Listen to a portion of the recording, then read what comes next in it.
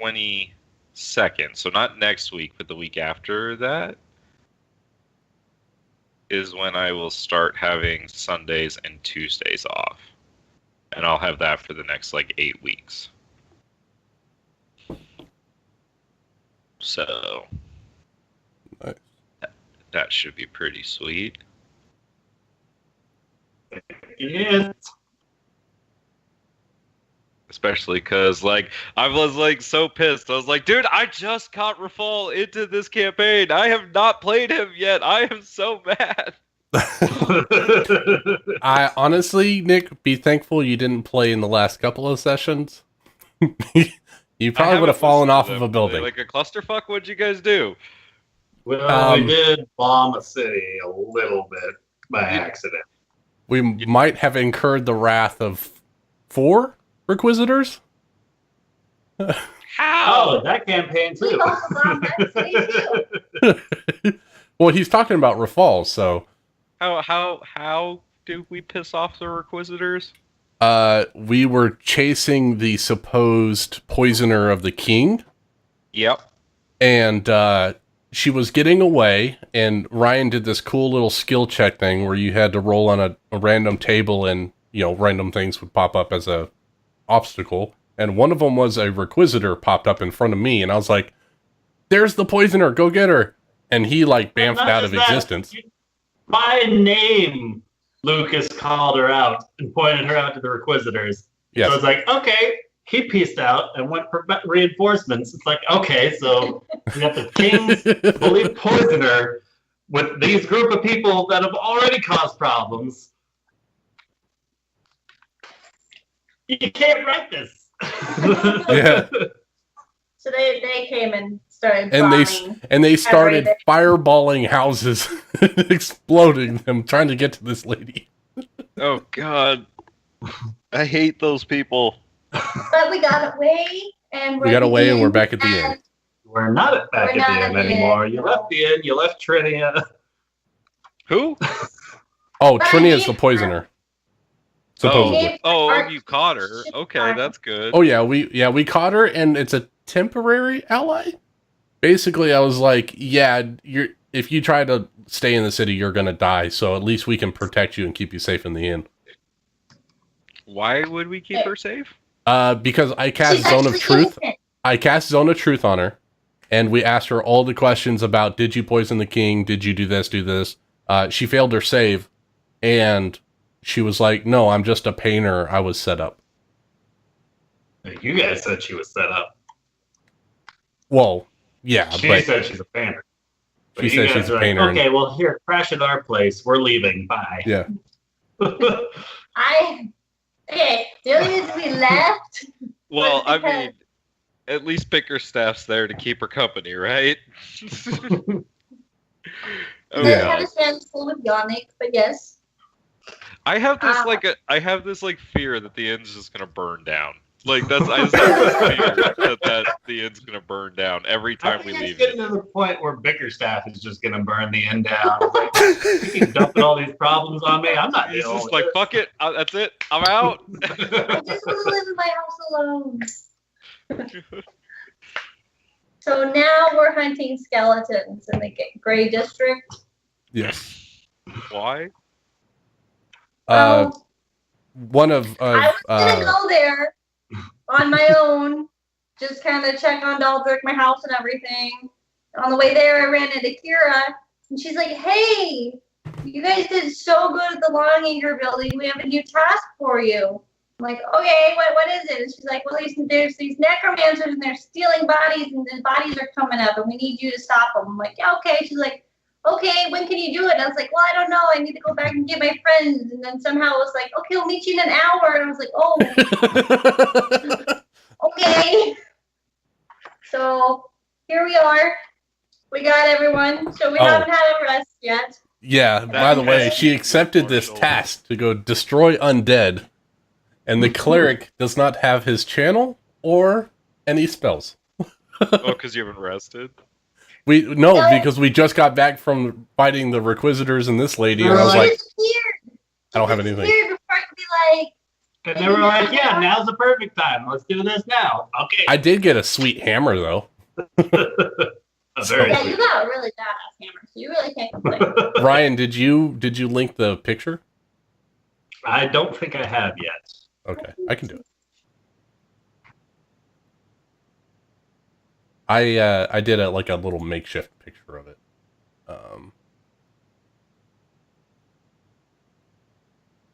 My limited, very, very limited photo editing skills. And then what have I missed in Star Wars? Let's see. You've been gone how many sessions? 2, I think. 2? Yeah. So, what was the last thing you recall? And then I can go from there. We just had left the planet where we got all of our items in the dude, and we talked with him. Let's see, what did we do after that? Okay, right. You guys did shopping, and then you guys went to the Jedi Temple, if I remember correctly. Right. And then yeah. Okay. That's what I meant. So we went to the Jedi Temple. I got we missed a session in between there, so I think you've only missed one so far. Oh, okay. Then I've only missed one. So what? So what happened is we came to Manan, Manan. Yeah. And what happened is we landed on the planet, and Volwa and Skathos and Cell went out and talked to these hammerhead, almost stingray-looking creatures called the Selkaths. And they went... funny thing. They went to a kiosk. They got some, basically a GPS Garmin location of a underwater taxi service where they could rent underwater subs, so that way you guys can travel to this temple. And you got a location to a general goods store that had diving gear. So they went to the transportation service first, which was called the Walk and Roll, thanks to my random name generator. And so they went and talked to this poor soul. And he made a deal with Skathos to work on a nefarious weaponization of Kolto His liquid. idea. His idea. Oh, his idea for sure. In payment for a free transport. And essentially the deal was Skathos offered services to repair / fix items or vehicles for this guy. And he took him into the back, and this guy was weaponizing Kolto, which is the healing liquid that comes from the planet. Cell, or Skathos, failed his check to fix this weapon, but Cell passed her check. Cell passed her check to poke it with a stick and fix it, apparently. And the guy went to do a test fire, and it literally exploded and melted him to the bone. So they killed the shopkeeper within 5 minutes of landing on the planet. And then proceeded to loot the place. And they come up with this harebrained scheme of letting Volwa and Skathos walk out like nothing happened. And then Cell decided she was going to overload one of the blasters and blow the building to smithereens. So it's like that scene in Community where it's just like, oh, we got all the weapons. Oh no, what a tragedy. Yeah. And so she tried to plant evidence on this guy, and they exploded. Hijinks ensued.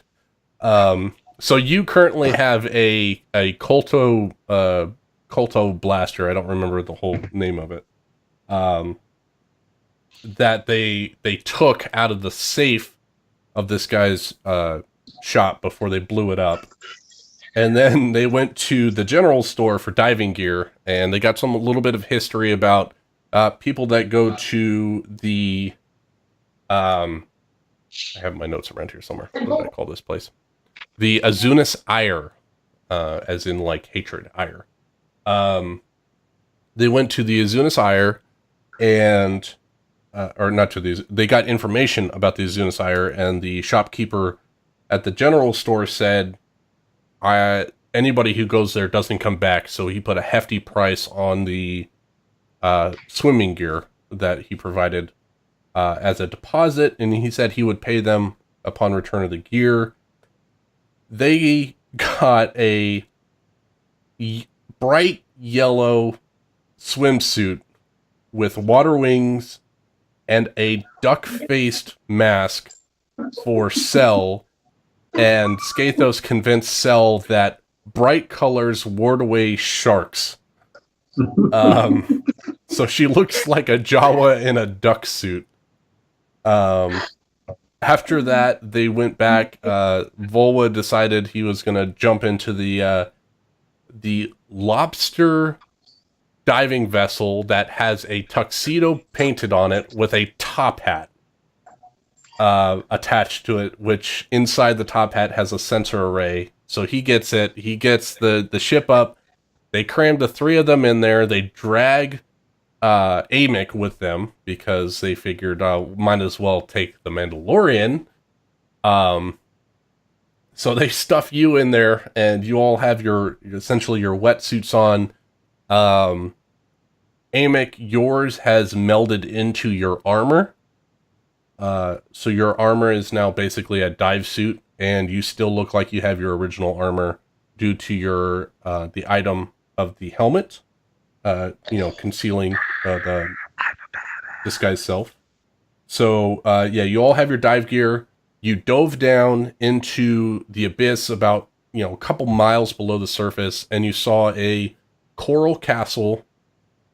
You saw a dark, writhing sphere of what seemed like ultra-dense water, and you saw fish life going through it. Volwa tried to get you through, made it through the first time, but got the rear fin disabled, so you're moving at like half speed, or 3/4 speed, because he didn't quite make it all the way through the ultra-dense water. And then you look inside, you see the coral castle, large open door, and it kind of looks like a conch shell where it spirals up into a point, and from just beyond this castle is the tether point to the city of Manan. So the city, or the continent, it's like one city on the entire planet, funnels down into a single anchor point, which is located just beyond this ancient religious temple. And you see that this ultra-dark, ultra-dense water is kind of flowing from this coral castle around the anchor point to the city, and is enveloping the castle, and it is contaminating the healing Kolto water that is generated by the planet. And then you flew the Dapper Lobster into the front door of this coral castle and landed it, and I believe that's where we ended, and everyone was getting ready to get out to... no, everyone... Did we get out, Ryan? I don't remember if everyone got out to look around yet. The first room? We were Not getting yet. I think we were getting into this large chamber. That's right. I don't know if we had to leave the ship to get to it. That's right. You could see out the front viewport. You see the image that you do on Roll20. It is a circular room that it appears to be dry. So inside this castle is completely flooded, but there's some kind of force field around this center room, and it appears to be dry on the inside. You see what looks like a whirling pool of darkness below it. You see the crystalline structure beneath this platform that comes down from the stairs. There's an ornate obelisk-type platform, or pillar, that is holding a brown data cube that seems to be either generating light or focusing light coming from a large, tormented Jedi Knight or Master statue that is overlooking this overlooking this holocron. Also, what you missed is that Skathos had received a vision or a hearing a word from a certain Dark Lord that he needs the ritual to be remained intact for his power. And you also heard the voice from an unknown source saying that the holocrons are the key to defeating Tulak Horde. So you've got two different voices in some of your heads telling you which direction you should go. And that's, I believe, where we're going to start the session is you're in this grand entryway with spiral coral pillars in this grand entryway, kind of rounded on the top. Everything seems to be rounded to go along with the theme of this almost shell-like coral castle. And you're in water.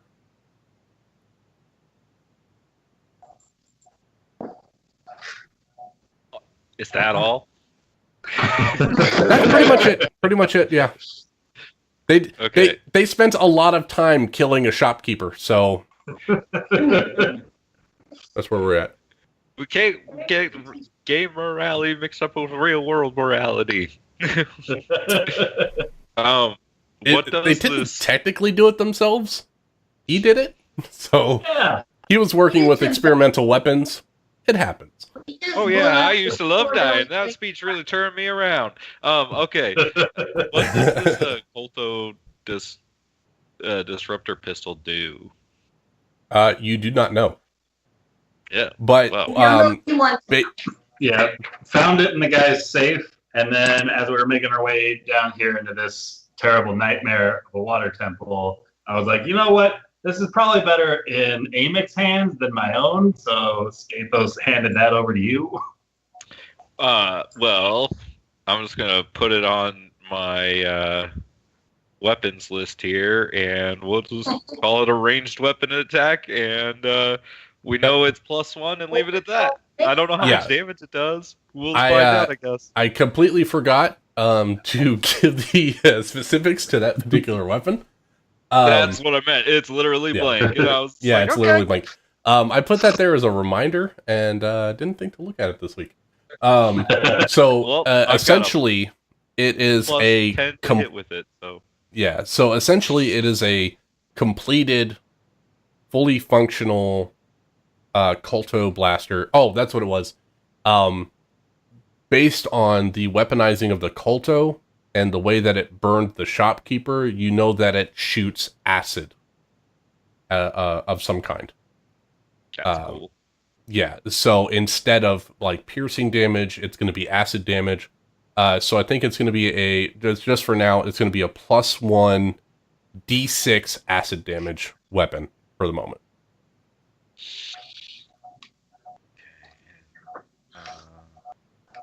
And I will figure specifics out later.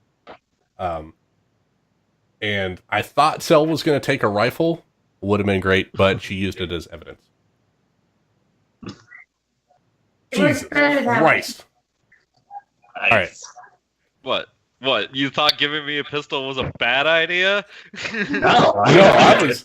Your hands are That's a good go. So just so you know, what happened with the Colto rifle that was being worked on,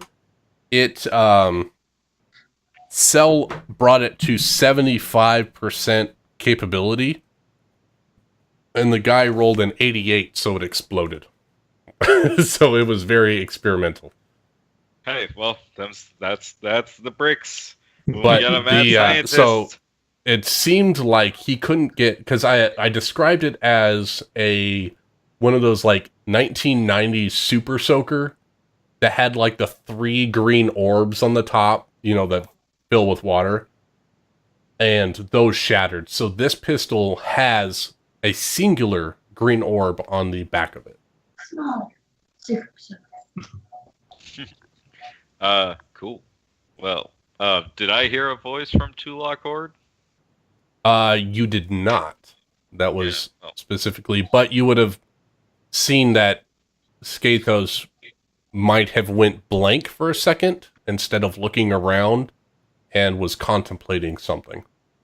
Well, he'll follow Skathos because he's probably, since Vol's not here right now, the most valuable person.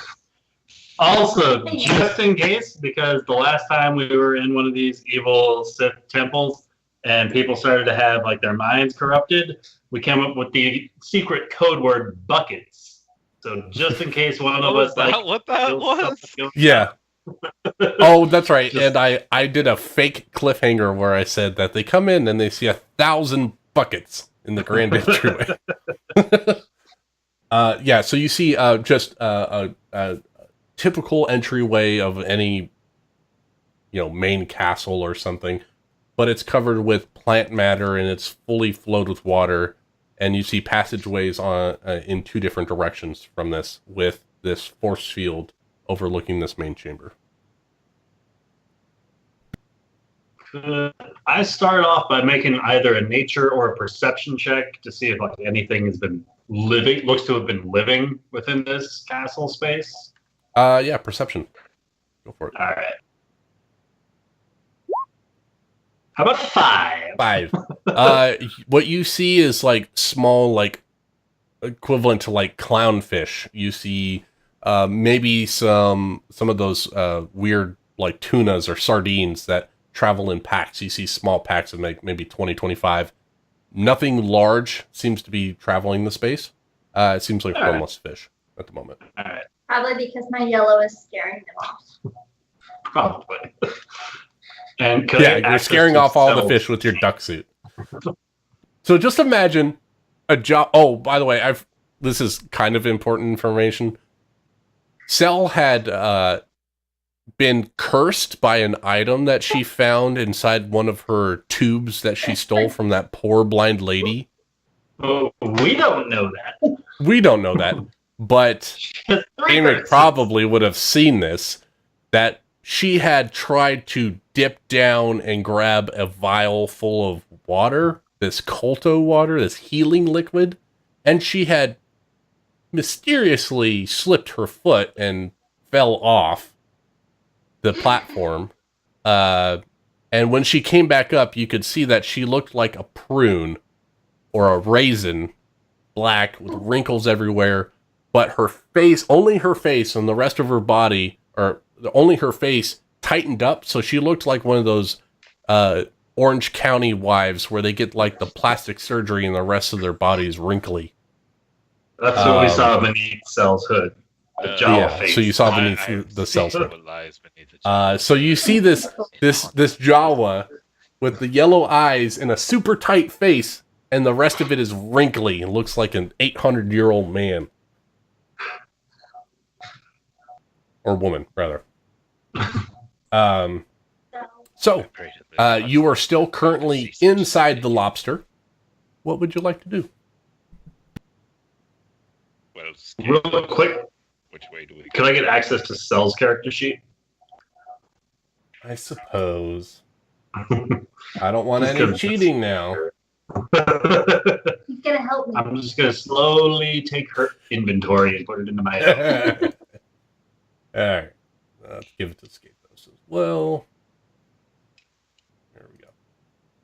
You should have Thank you. access to it now. Alright.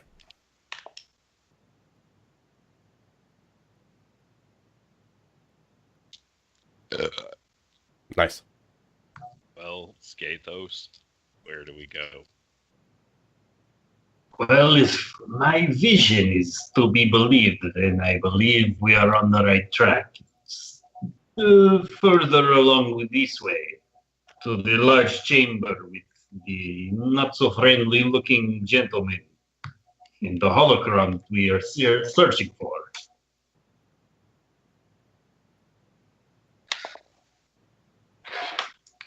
It doesn't look so happy. I can go first if you want to just point me. That would be most preferable, friend. I will happily support you from the rear. If you are in need of light, simply say so, and I will have Simon illuminate the room. Well, I can't see in the dark, so yeah, go ahead and do that. So Okay. the lobster currently has the ship lights in the main chamber, which cast shadows past the columns and the pillars that are in this main entryway. So you would need light for the most part. There's some phosphorescent plant life in here. It is mostly dark, so you would probably need light going to other chambers.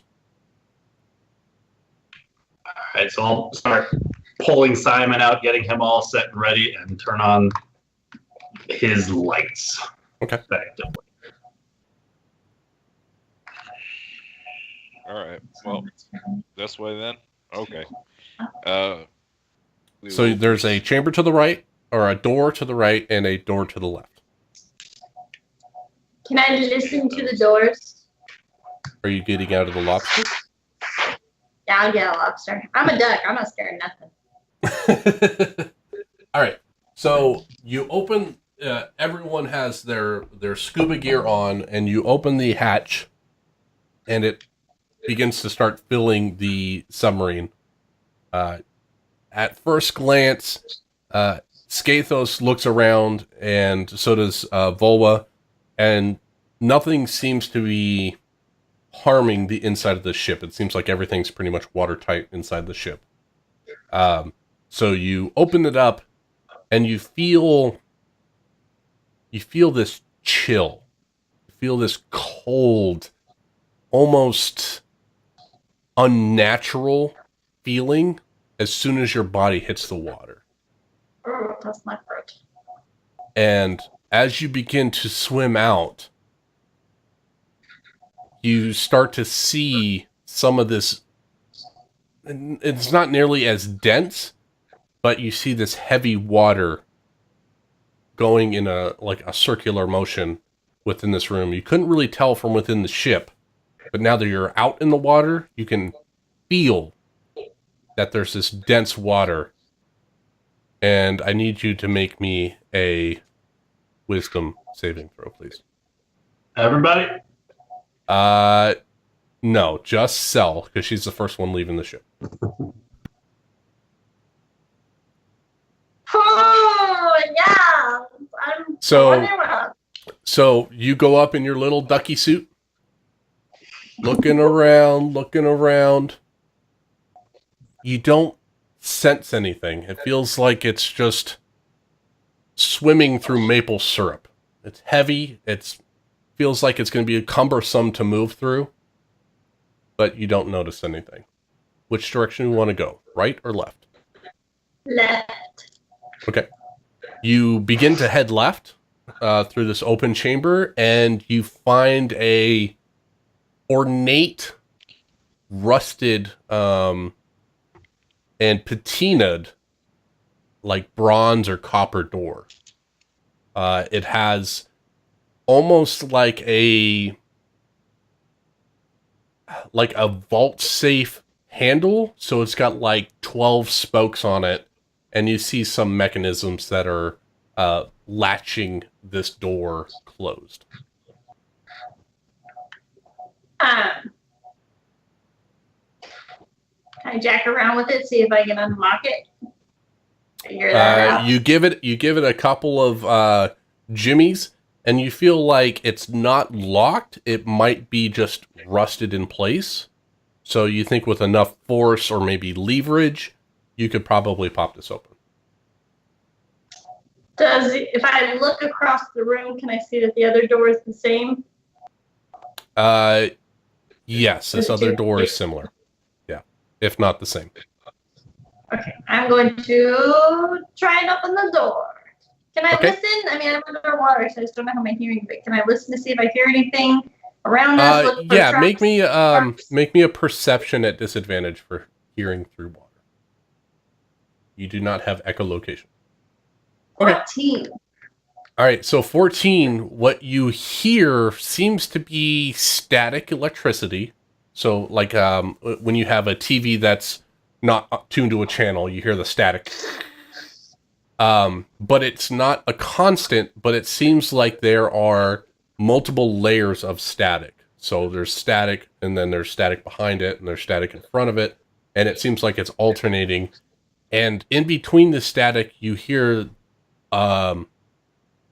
almost like a swishing sound, like almost sounds like something treading water.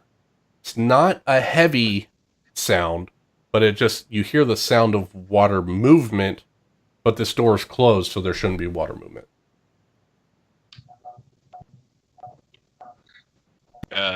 Amick will emerge from the lobster and swim over to where Cell is. All right. Give me a wisdom saving throw, please.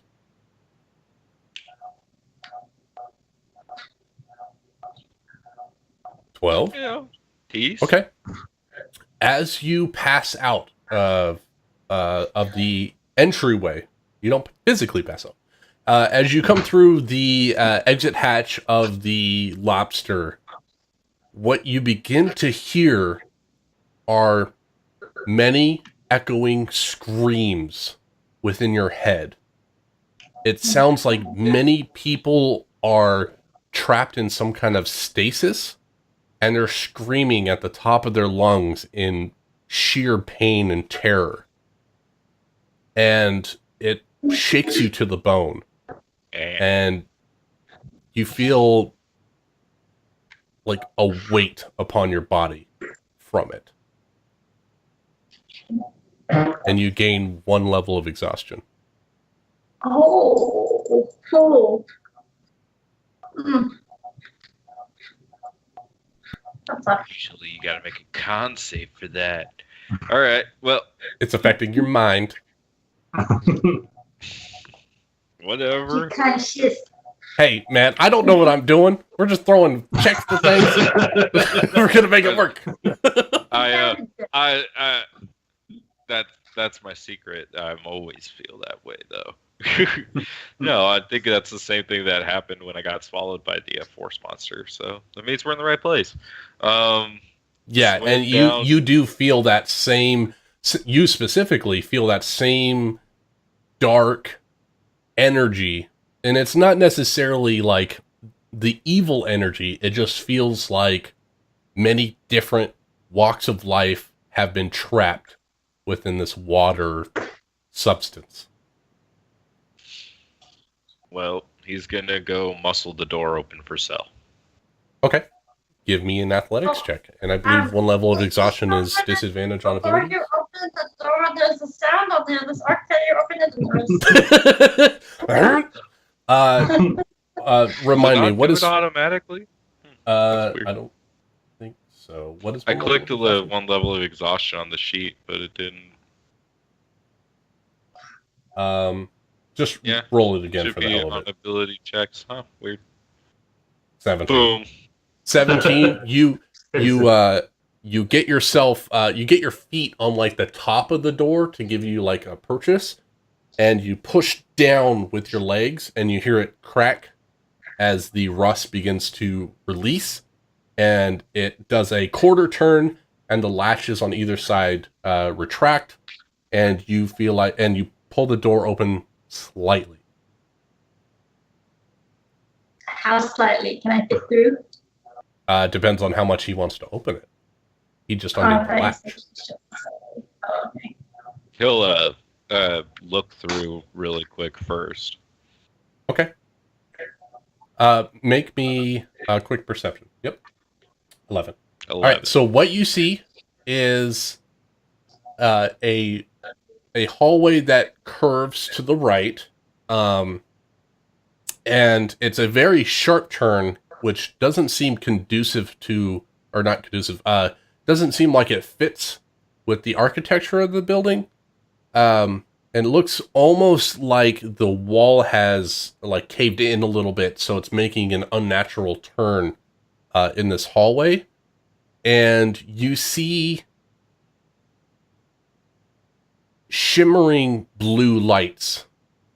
And it doesn't seem like it's flickering like an electronic light, but you see shimmering, rippling blue lights coming from down this hallway.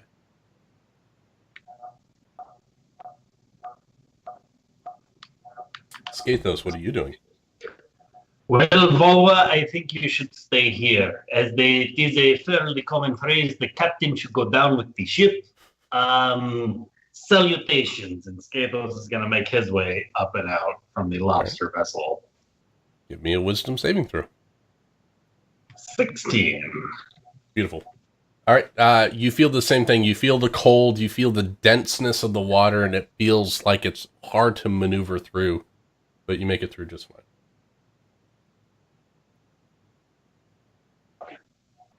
Don't And touch you, anything, Sail. I didn't know the door was. I mean it this time. I love the theme. All right. Can I So try and you're. squeeze my head through the opening that Amic opened? Can I? Yeah, you can. He had to have opened it enough for his helmet to fit through, so you could easily get through that space. Probably fits through that. I'd like to sneak through stealthily and try and figure out what these shimmery lights are. All right. Give me a stealth check for you, and I'll tell you what you see. 14. Beautiful. So 14, you look around and you start swimming. You make it about, 15, 20 feet. And you start to look around the corner, and what you're starting to see is the occasional jellyfish. And these jellyfish are about the size of, like, dinner plates. I make sure I do not touch anything around though. No. Okay. Swim away. And then keep going. Okay, so you're going around the rubble? Yes. Okay. I'm As trying to soon stealthily looking for traps and jellyfish and sharks. you don't see any traps in the space. It seems like this has any trap that would have been in here would have been triggered by the cave-ins that are occasionally going down the hallway. As you make it around the largest of the cave-ins, you look around and you see 100 or 200 jellyfish bobbing up and down this hallway, moving back and forth. And it seems like it'd be quite difficult to make it through this, but maybe you could do it if you're agile enough. And the hallway, just so you know, the hallway is about 15 feet tall and about 10 foot across, so there might be some wiggle room around here, but there are a lot of jellyfish in this corridor. I swim back. So guys, this hallway is no go. We should go look at the other door. Yep, let's go find the other door. Come guys. And I swim to the other door. Okay. You make your way to the other side, and you see a similar rusted, patinaed bronze door with the same 12-handle door opening mechanism. I'll turn around and look to Amic. Just right there, swimming with my little friends. He'll shrug at Skathos and swim over and pry the door open. Okay, yeah. And sure enough, you open the door just fine. Same thing. Brace yourself. Crack it open. You can choose to pull it open if you want. Yeah, he'll pull it open wide enough for Cell to get in. As you pull it open, you feel like as soon as you open the door, the two of you are sucked into the space. There was no water there previously, and there's a rushing current that is pushing you into the space, and you also notice that the ultra-dense water is following you into the space. And it's like a water slide. You're going around this hallway through curves. You're splashing up against the sides, coming across, going down a set of stairs, and then you land yourself on a platform, and you see a door with a mechanical, electrical locking system on one side. So you see a data pad, keypad thing, and you start to see the water rising up. We need to open that before it gets broken. Hurry, hurry, hurry. So I'm going to run over there and start fucking with it. Okay. Trying to get the door opened. Investigation. Oh, yes. 28. Nice. You press a couple keys, and you see a riddle, a 4-part riddle pop up onto the screen.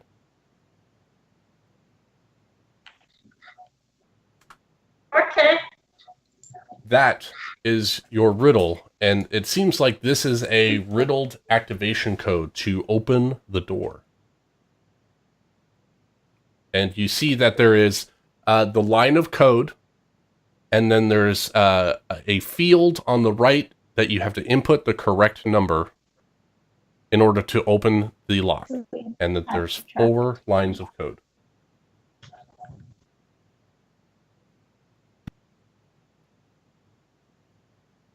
What are you doing while they're getting sucked into the room?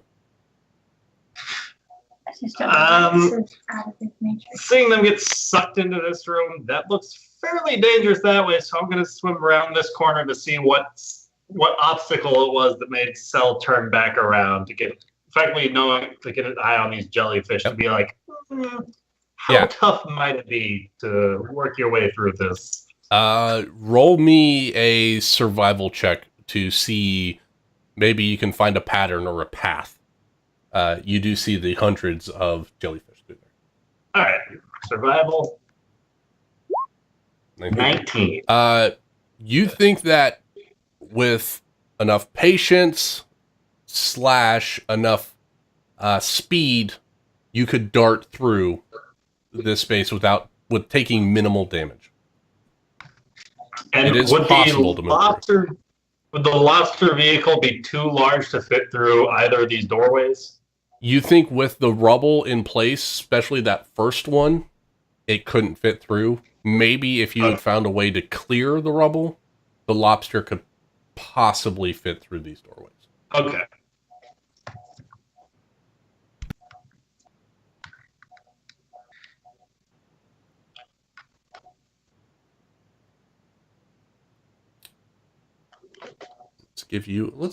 Let's give you a timer, Cell. No! Actually, you know what? While we're here, roll me some initiative, please. I got it. Oh, I need to put your tokens on the thing, don't I? Yeah. Yep. 1 second.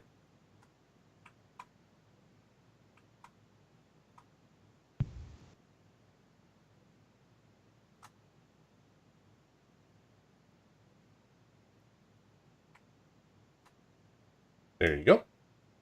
You should have... I love the mustache on Skathos. There's your token. How is that still there? Oh, Because that's copied from the galaxy map. So. that shouldn't be a disadvantage. It's a skill check, so yes. It is? It is. Oh, then it should be a disadvantage. I only know that because bards get half their proficiency bonus to it because it's counted as a skill check. Oh, from Jack of all trades. Oh, that's right. Yep. And we will just say that Volwa here is where are you? Bad turn. Volwa is going to be at the end here, so he's going to be a 1. Just in case he gets here. All right. Cell. Oh, perfect. Cell. You see the rate at which this heavy, dense water is filling up the space. You feel like you have maybe 30 seconds before this entire room fills with water. What are you going to do? What? You're up at Do. initiative. Ah!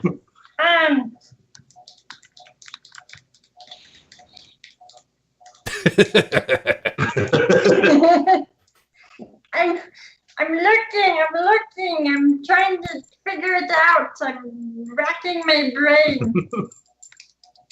Okay. Do me this. Give me a straight intelligence check, and this might assist you in getting a single number of the code. Okay. 21. 21. The first number of the answer is 2.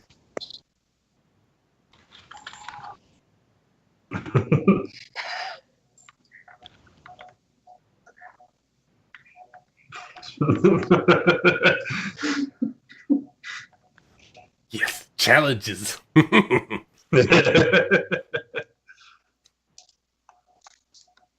All right, Amick, you were, well, we'll let Cell do, that was her check for her turn.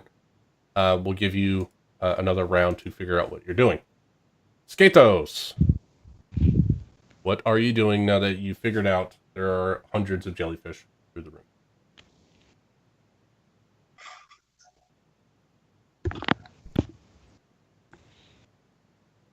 Like, if I wait here, like, doing my best to angle myself to where there are the fewest jellyfish between me and the other side of the room, could I see if it ends in what, like, effectively rubble or a dead end, or if there's another probably rusted shut door, or what might be on the other side of these jellyfish, or even just a turn in the hallway? So seeing you float up to the top and you try to look down the hallway. That's like the best opportunity because you can see where the hallway ends, and through the rippling blue light, you do see that there is another doorway on the far side, but you do not see any electronic lock. So you think that it's similar to the door that you entered, and that's probably 100 feet away.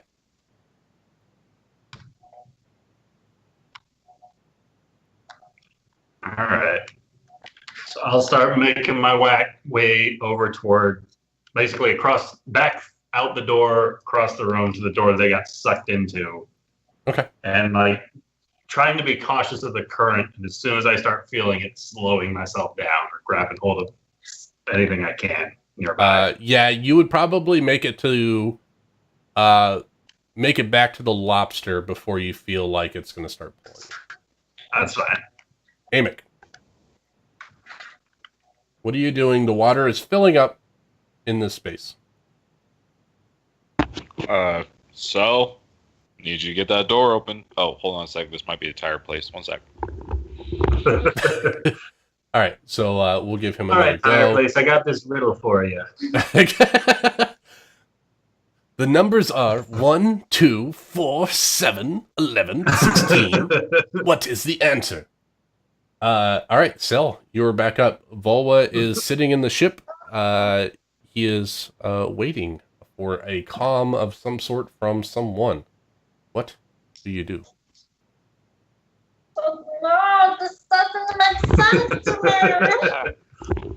I was right. So That was many the numbers and Snake Man isn't here to help me. All right, good. You've got more time to think. Amick, what are you doing?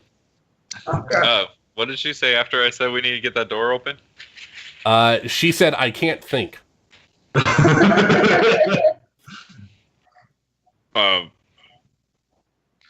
Anything I can do to help you think? Help me think, Damon. Help me think. Blast into the back of the head. Are you thinking now? Roll me an intelligence check to help solve this equation. 14. 14. Yes. So Just suck on that.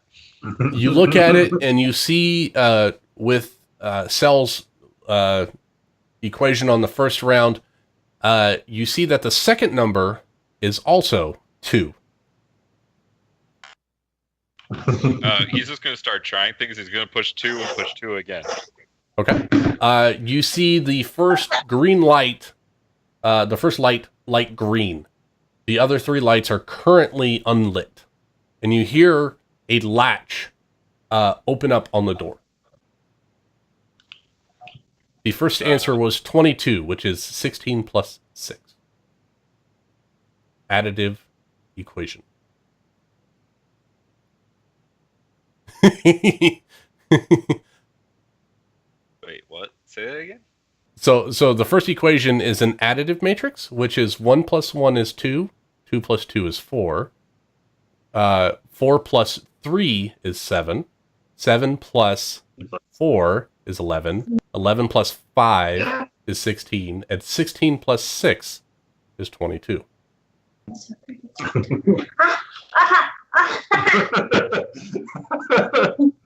All right. So that was Amick's turn was assisting. Cell, you see the next sequence line up, and it's and accessing subtractive matrix, terminal sequence 21, 18, 16, 15, 15, 16, and it has a weighting underscore for your input. Helping. I'm looking at the numbers that you're asking for. Now. What would you like to do so? I'm typing 1-8. 1-8. You see the next light green. The next in the sequence is 18. Okay. I type in 6-4. Yep.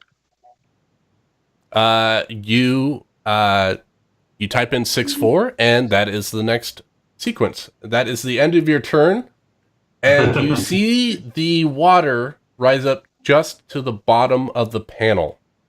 You feel like you might only have one more round. Skathos, you are currently sitting at the lobster with water gushing into this room. Volvo, we may need some assistance. It looks like they just got sucked into that door over there, and kind of pointing him so he can start turning it around. At the very least, shining his lights in that direction to light it up a bit. And then I'll start making my way over there. All right, so you see the lobster craft. It turns, it points its light down the hallway. Cell and Amic, you see that this room was pristine and dry, and it had a bright pink of coral in the space. And now this dark water is starting to cover the bottom of the floor to where you can't see your feet anymore. But you do see the light shining through. As Skathos, you said you're moving towards the door? Yeah, making my way, basically leaving the lobster craft to head towards the door that I saw them get. Okay. Give me an acrobatics real quick to see how much you hit against walls as you're moving. Hey! Perfect. You lean your body just the right way at each apex of each turn, so that way you do not hit face first on the rocks and the sides of this hallway. Amic, what are you doing to assist in this situation? So we're on equation 3, right? You're on equation 4. She was able to figure out 2 equations on her last turn.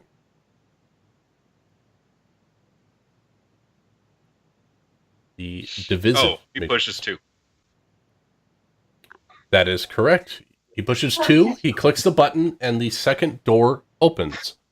It opens automatically, and it opens out of the room, away from you, and you start to see the water flooding through.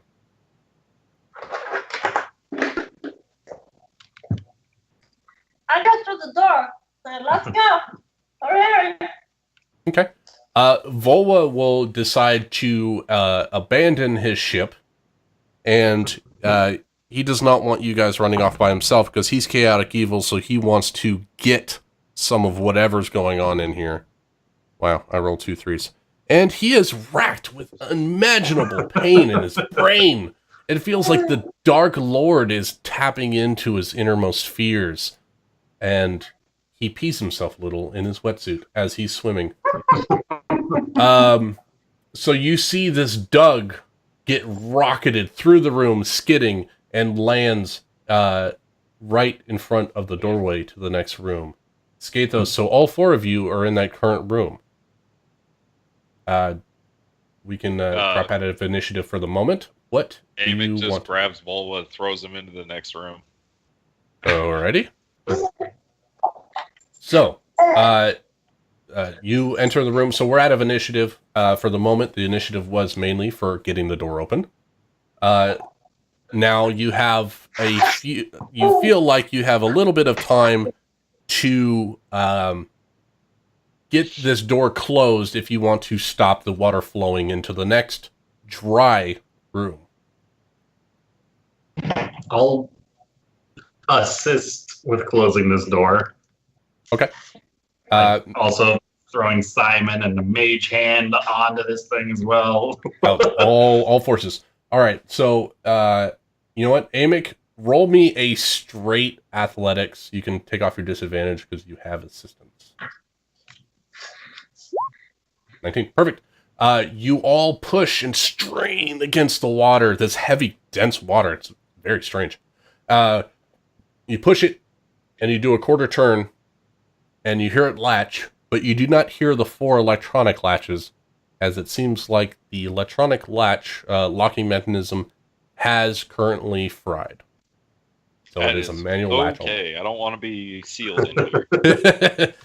Oh, as far as you know. All right, so you turn around, and what you see is almost like a throne room. You see a new moon shape semicircle that goes around this back chamber.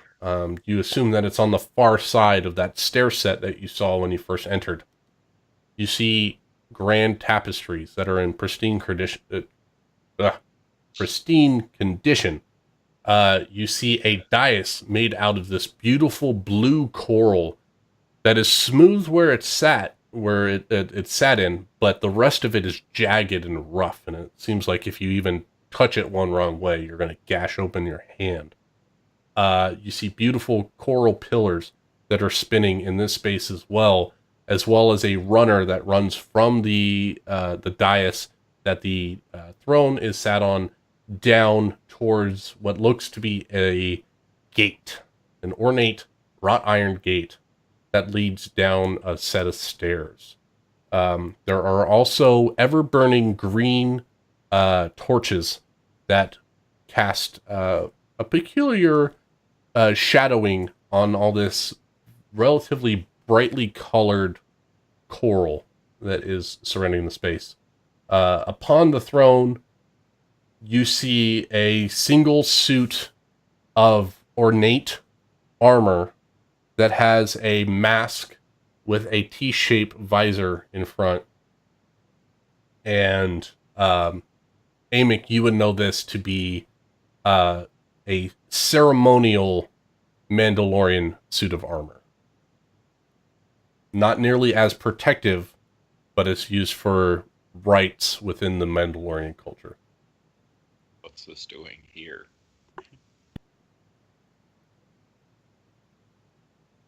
You don't know? Well, Scathos, what do you make of this? Well, it seems to be some sort of underwater throne room of some sort. Judging by the coral scattered about, but the lack of water here is what concerns me most.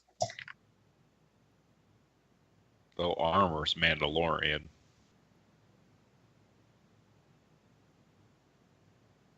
Friend of yours? Can't say. I have to get a closer look.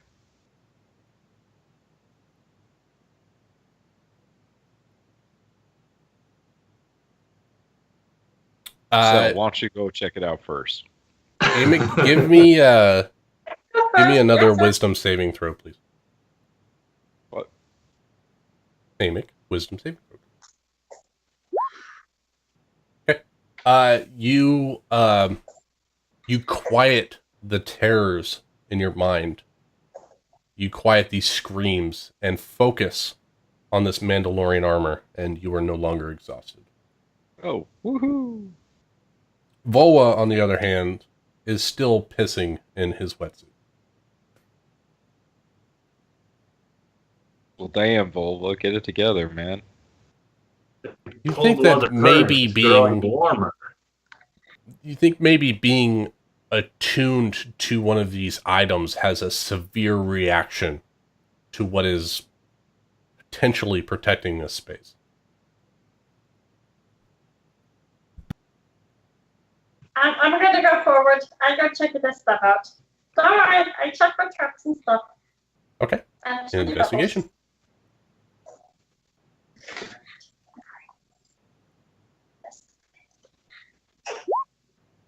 Nice.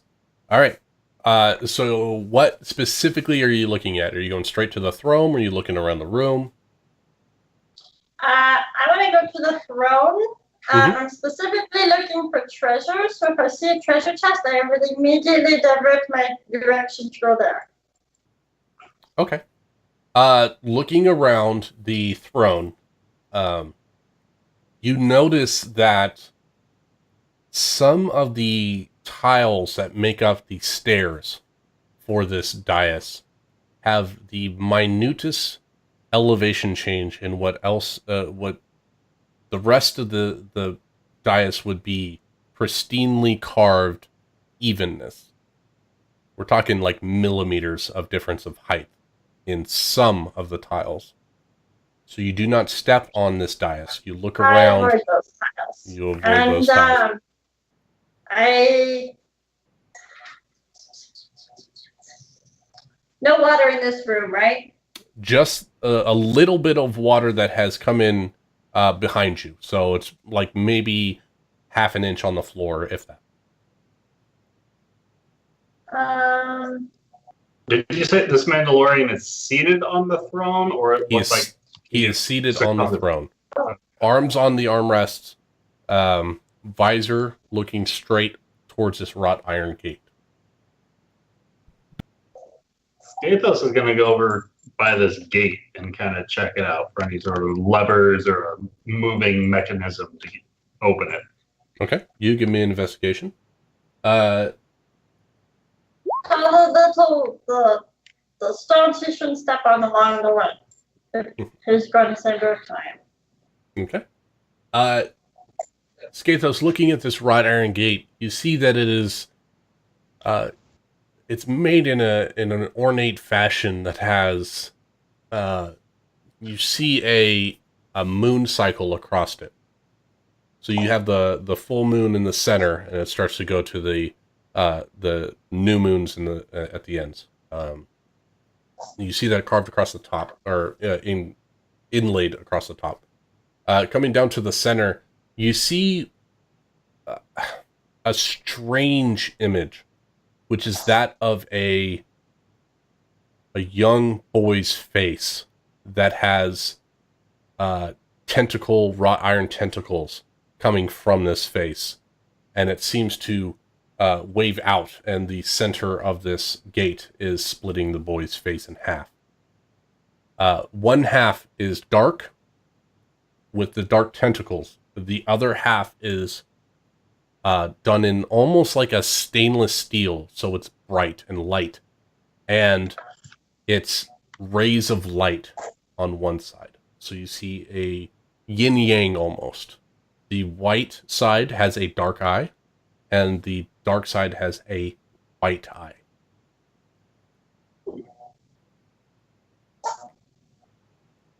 Could I roll some sort of a history or arcana check to see if, kind of just like browsing my mind to see if this sort of image sparks something in my head? Yeah, roll me a history.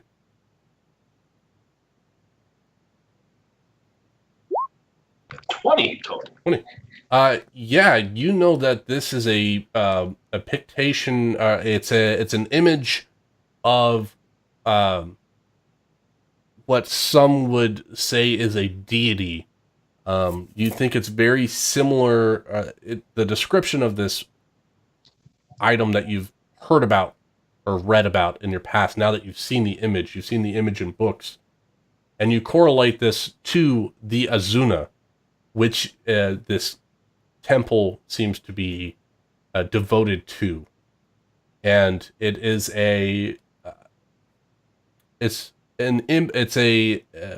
image of a creature that is both fiend and angel,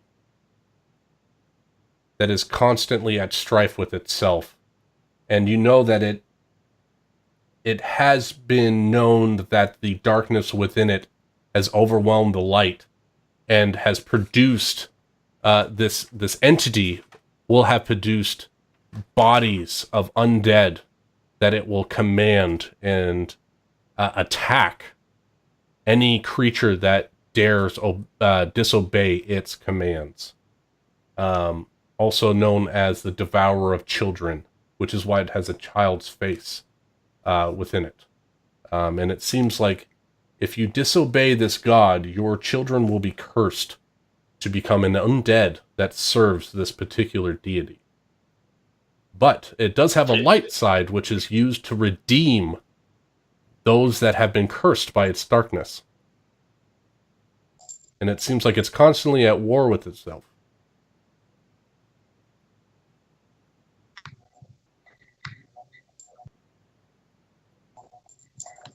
Well, Skysto, see anything interesting? Well, mayhaps the other way around would be more preferable for us in our venture. I'm not sure how many of you are familiar with the deity known as Zuna, but it is believed in some circles that it devours children, and in other circles that it can have a few redeeming qualities of itself. And let's just say this gate could very much be trapped or some sort of gateway to something absolutely horrible on the other side. Or perhaps it is just a very interesting depiction on the ironwork itself. But needless to say, I do not wish to be the one opening this doorway myself. Well, Skathos, you heard him, Cell. Open the door. Skathos, you can look through the wrought iron and you see the staircase that leads down to the holocron that's on the obsidian pedestal. But It seems like this throne is looking directly over. Like if you were to sit on the throne, you could see directly the top of that pedestal. But I can't see that room that I described earlier right there on the other side of this gate.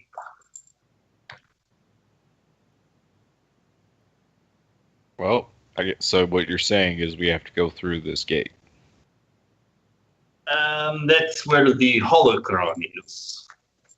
Oh, well, I'm not afraid of any deity. Get out of the way.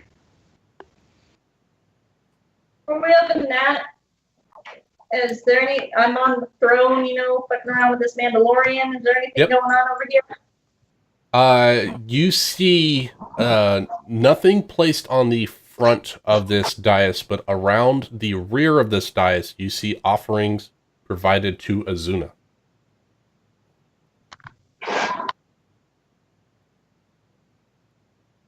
So you see urns, you see a small chest, and then you also see different seashells. You think that this particular deity is one of the sea, based upon the coral castle and things of that nature. So you see shiny, like abalone shells. You see nice conch shells. You see, you even see the hollowed out husks of crabs. You also see small carvings of what look like, I think, Native American canoes. Asking for, you think at some point that maybe the water level on this planet wasn't as high, and people would come to this temple to ask for protection while traveling the sea. This is a sailor's temple.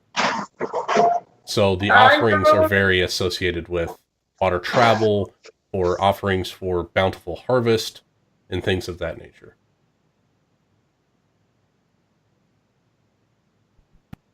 I go after the chest and the pretty seashells.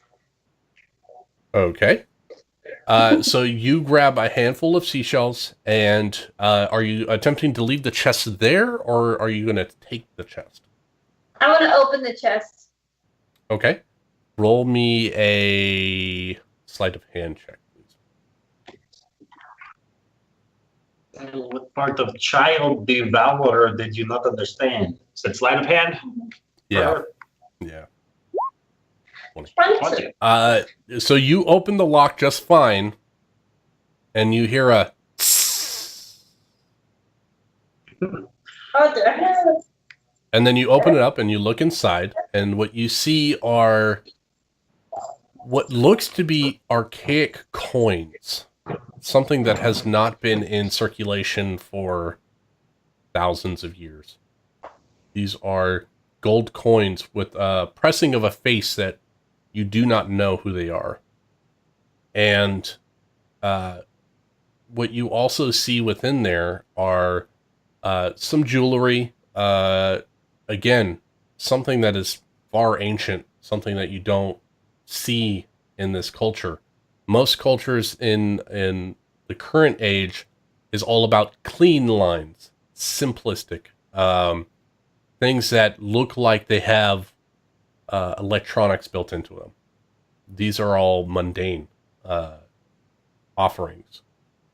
You scoop those out, and on the bottom of the chest, you see a carving, which you've seen in other places, and it looks similar to the Sith carvings that you saw in the Sith Temple on Korriban, Tulak Horde's chambers, his resting place, his tomb. But it also looks like the symbol is surrounded by that of what looks like Jedi script, which is not as angular and fierce, but is more flowy, and you could say it's almost like angelic. It's more artistry instead of savagery. It's refined. So it looks like there might be something at work here. You do get a faint feeling of dark and light mixing. He's feeling gray around there. Amick is casting Detect Magic? Yep. Alright. Give me 1 second. Scapos is being such a pansy. Alright. Hold that thought. I will be right back and I'll answer that.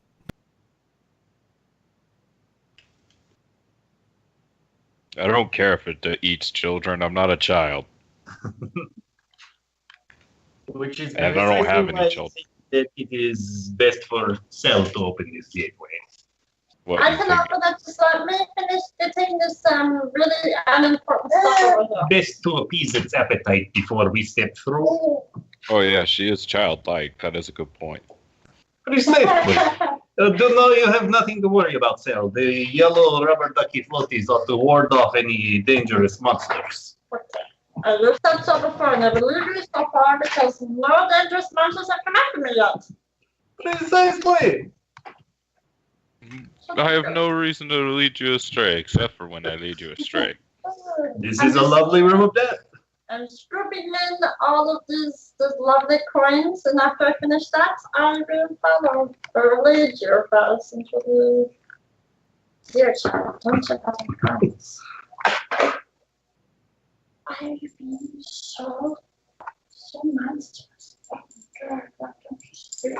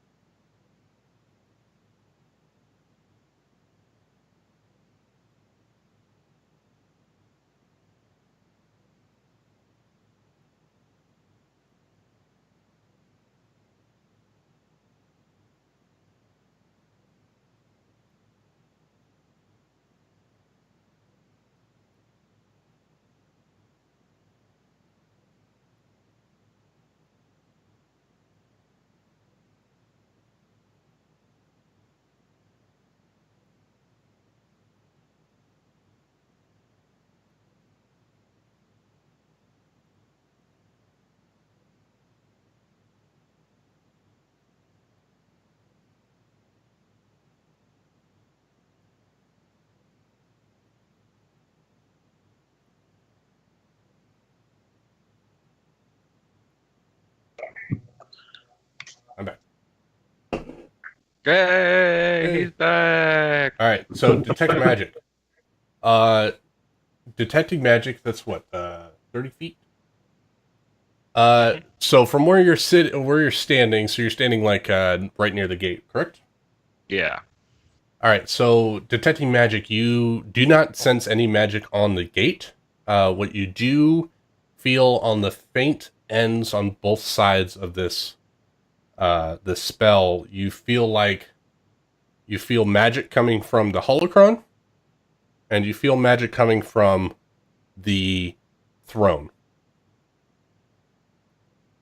Oh, well, And- that's not good. Yeah, and you learn the School of Magic, if any. Oh god, School of Magic's with homebrew. All right, let's see here. From the holocron, you are feeling enchantment magic. Yes, enchantment magic. And from the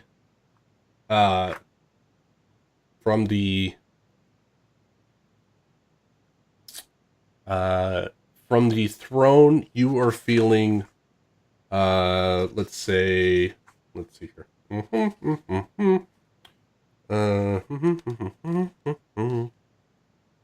You are feeling that is also enchantment magic. So enchantment on both sides.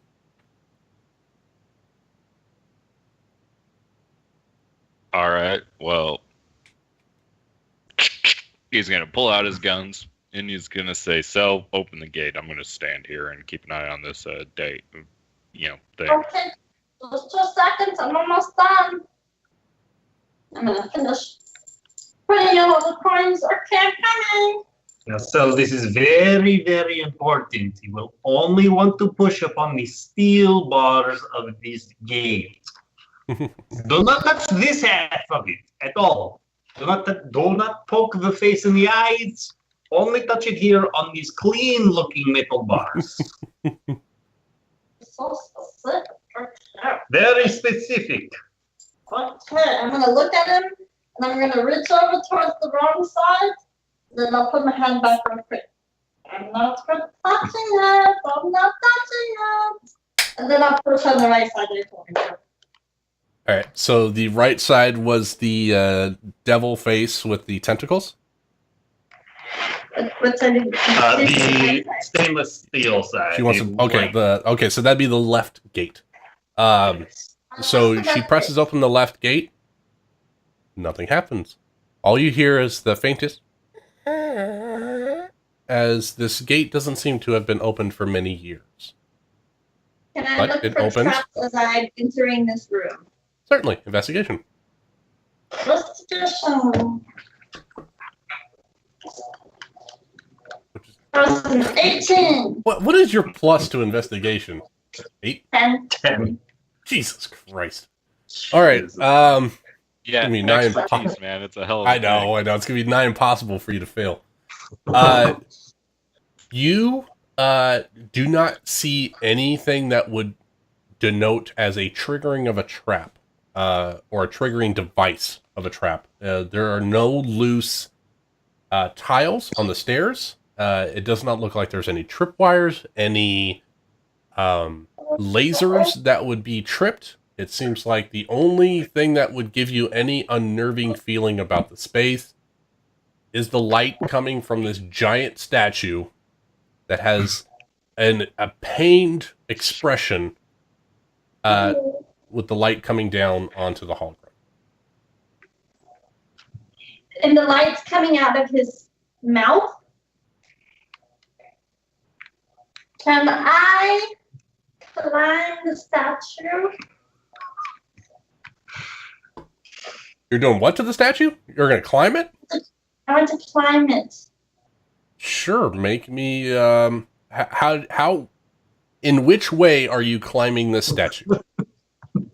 Just, I want to grab his robes, the ring for this. So I just kind of want to crawl up him, and I want to put my head in his mouth to see where the light is coming from.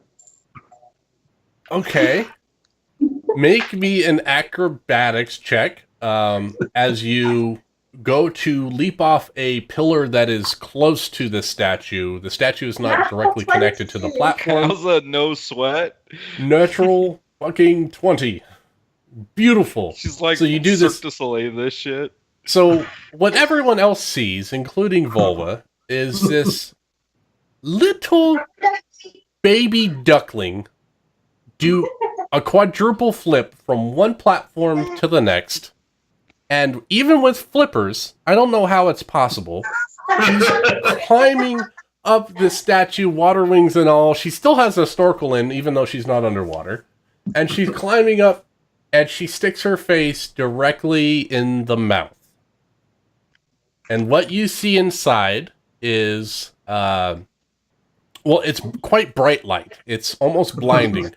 So you try to use your hand and to block as much as light as possible to look past.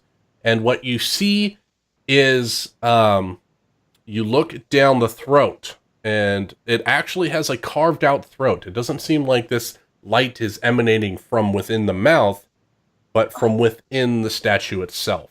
So you see the light bending, and essentially it's hitting a mirror at the back of the throat and is landing on top of the holocron. I would like to climb inside this giant. Okay. So you climb into the mouth of the statue, essentially blocking the light that is hitting the holocron. And I need everyone to roll initiative, please. Oh, shit. You're gonna get eaten. Maybe.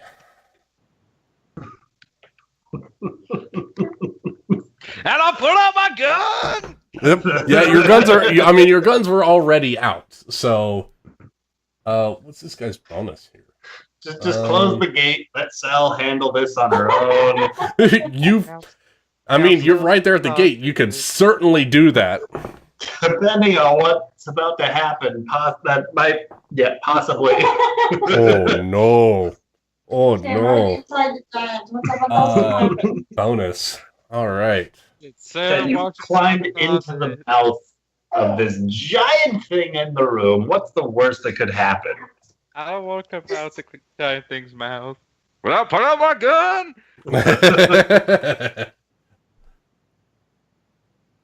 Bitch, you come on out. Bad guy. Bad guy got a 24. Oh, no. Natural 20 on his initiative. So. Well, that's good. Yeah, right? Does he chomp Cell in half? Not quite. Piece out? Not quite. So, on its turn, what you see is you start to see the face begins to erode. So Cell begins to fall, but she catches herself. She catches herself lower down, like on the torso. The face begins to crumble away. The shoulders begin to crumble away. And from within the torso, right next to Cell's face, you start to see tentacles flying out. No, guys. And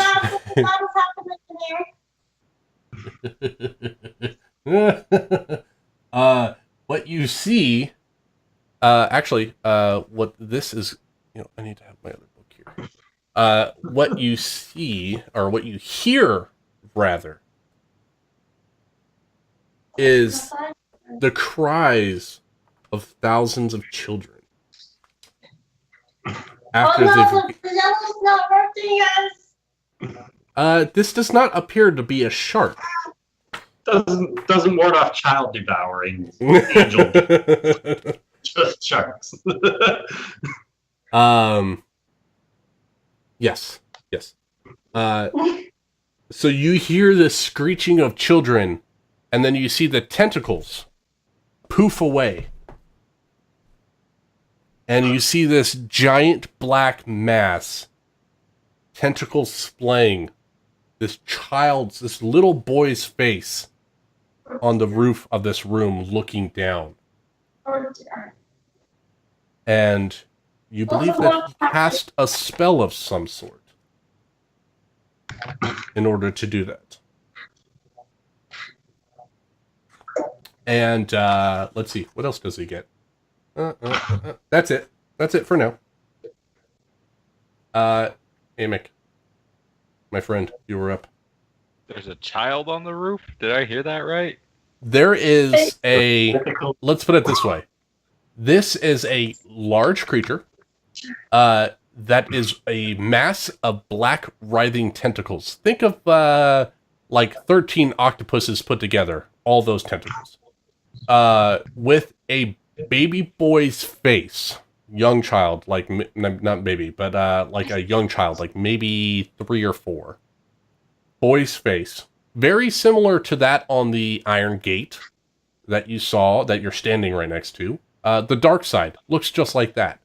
With razor sharp teeth. Bald head. Basically using the tentacles to attach itself to the ceiling. And it is looking down currently at Cell. Oh, dear. Cool. Let's light it up. How do I want to do this? Let's do...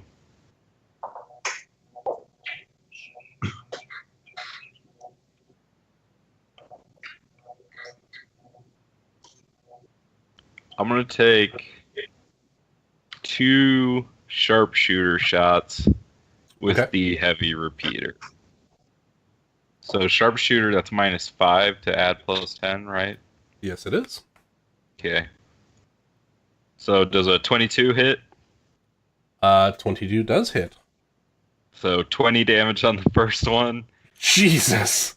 Does a 12 hit? A 12 does not hit. Okay, so that one misses. Alright.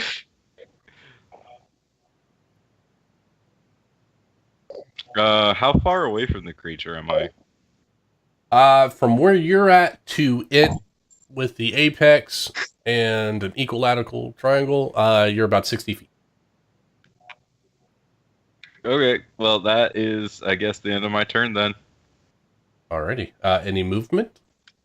Nah, I don't need to save Cell. She can save herself. Yeah, you're standing in the doorway, and it's now feeling a couple of a single slam against one of its tentacles, and it's not feeling too happy. Cell, you are currently amongst this half-broken statue in which you've released a terrible, terrible thing. What do you do? Do I still see the light coming from anywhere? Yes, actually, when the statue broke, you instead of seeing light directed at the holocron, it is currently just projecting straight up and beaming out with all the nice little rays of light. Could I possibly get to the light? Could I try and get to it? You can crawl down into which the space of this evil creature was held, if you so choose.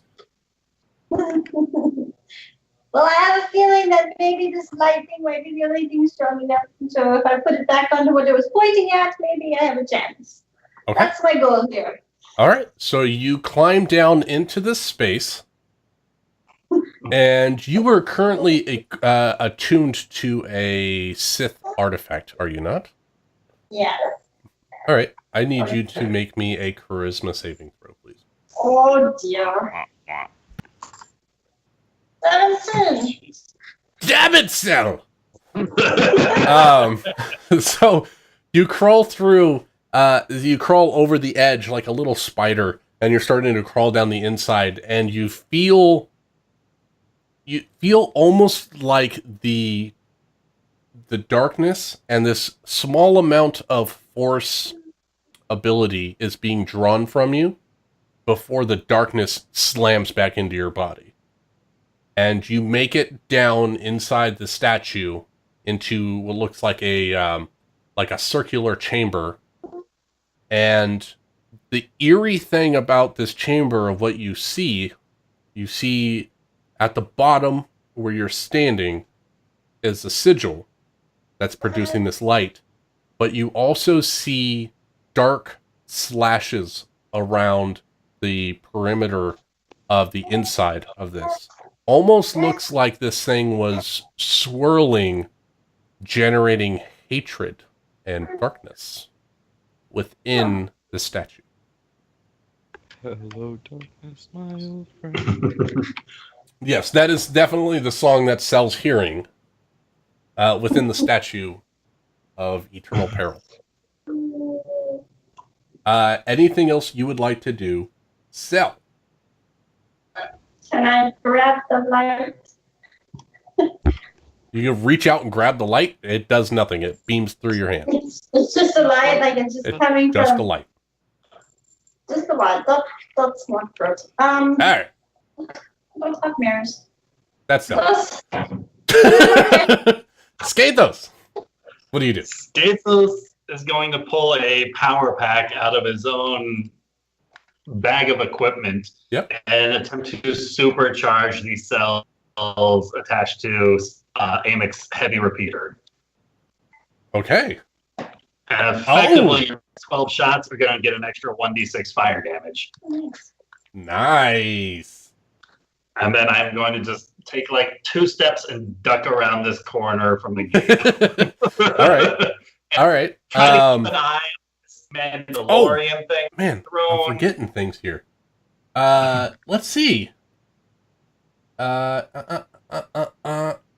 Yeah, so this creature, after being shot, looks down at, it ignores the helpless little rubber ducky, and it looks at this Mandalorian that just pulled out a heavy rifle and shot it. And what you see happen is that the 2 eyes light up on this creature, and you hear another wail, and behind you, you hear the clinking of armor. Oh, there's the Mandalorian. As it Amix. seems, I'm so sick it right seems now. like this creature has legendary actions, and it has No. used one of them to animate the armor behind you. Right there. Amic, we're going to have to divide our attention. You're right. Volvo, take the armor.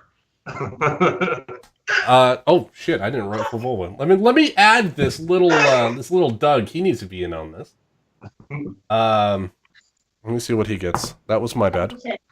Bola, focus, focus. I'm still. How's he talk? I'm a little still busy, tormented by Skathos. whatever happened. I know, right? I'm feeling the exact same way, little guy. All right, so he's got a +5 to his roll, and I forgot what I rolled already. So he's gonna act right after Skathos. So it is actually his turn. All right. Let me fix this. It is Volva's turn, and Volva is going to turn around, and he is going to look out for himself first and foremost. Shit, this is the wrong book. And he's going to run over, and he's going to do some punches on this thing.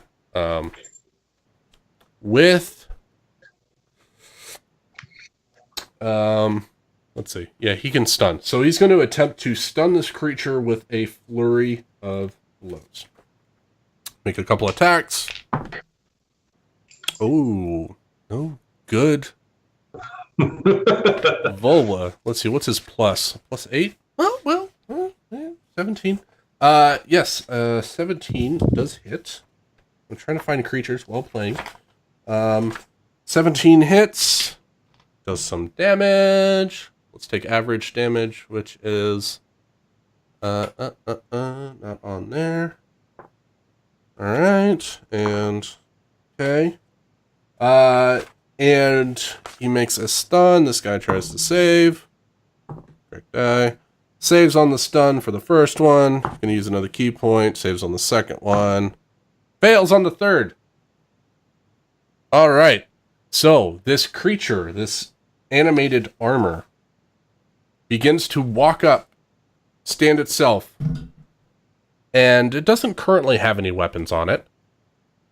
But as soon as it gets up, you see Volwa do a deft jump and pop, pop, pop, and stun this creature and locking the armor in place as he then begins to move towards the door with the rushing water as he locked it in place. That is Volwa's turn. It is the bad guy's turn. But first, bad guy will use another one of his legendary actions. He would. Yes. Let's see here. I don't know what all these spells do. Man, how do you run creatures, Ryan? What the hell? One turn at a time. Yeah, having to run PCs at the same time is bullshit. Yeah. Let's see here. And this is like a creature that's got like a bunch of crazy shit that it can do. Yeah. Let's see, what is its reach? It has a reach of? Okay, can't do that. Let's see. All right, so it is going to cast darkness upon the Mandalorian. So there is a dark sphere around the Mandalorian. And the Seleucid. Yep, I would definitely be in that radius. And that's a 15-foot sphere directed directly upon the Mandalorian. So the light that is shining through the room seems to be cascading through the darkness, but where the light is not within that sphere, so say, for instance, Amic, you can see that there is like a single beam of light penetrating this utter blackness that you just got enveloped in. But the rest of it around you is dark. So, that is legendary action. And as on its turn, it is going to let's see, it's got speed of 30 feet. So it is going to swing itself down towards the door, seeming like it's, if anyone could see, it looks like it knows exactly what is within its utter terror of darkness. And it it is going to try to whip out at the Mandalorian with its tentacles. Does it get disadvantage because it can't see me? Let me make sure it doesn't have some kind of cool vision or something. Yes, it does not. It seems like it can see right through this darkness. Bullshit. I'll send you the character sheet afterwards. I believe it's a devil of some kind. Maybe. You don't know. So it's got, it's going to, ooh. My guess is Chain Devil? That's my guess. It might be something like that. Let's see, +2 hit. Let's see. Does a 23 hit you? Yes. Okay, so the 24 also hits. Does a 20 total hit you? Yes. Okay, so that's 3 hits on you. And, ooh, I need more d10s. Oh no, that's never a good thing. Well, it's easier to do the math if I can just roll them all at once.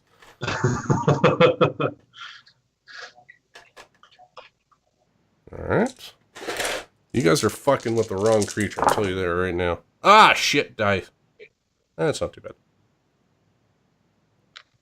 It's too bad we're just close the gate. Right? Oh, sorry, wrong door. Sorry. Wrong door. Sorry. Let's see. That is 44 points of damage. What? From a regular attack? That was 3 attacks. Yeah, that was just one regular turn, though. Holy shit. 44 points of damage? Yes. Okay. So that would have killed anyone else. And that is its turn. Time to chill at this round, guys. Cell, you currently see a sigil upon the ground where you are currently located. And this sigil looks eerily similar to the one that you saw in the bottom of the chest. But this symbol does not have the dark side, or what you would assume to be Sith writing within it. It is purely that of the light, or the Jedi scribblings. So all you see is the fine calligraphy of white sigil around the base of the statue. That's a picture of something pretty. I'm gonna search for shiny pebbles. Let's really screw this time, guys. Yeah. So what are you doing? I'm going to climb out of this body I'm in. Before you climb out, roll me an Arcana check. Thank you. There's my Arcana. 7. A 7. You think that, like your math skills, something is missing.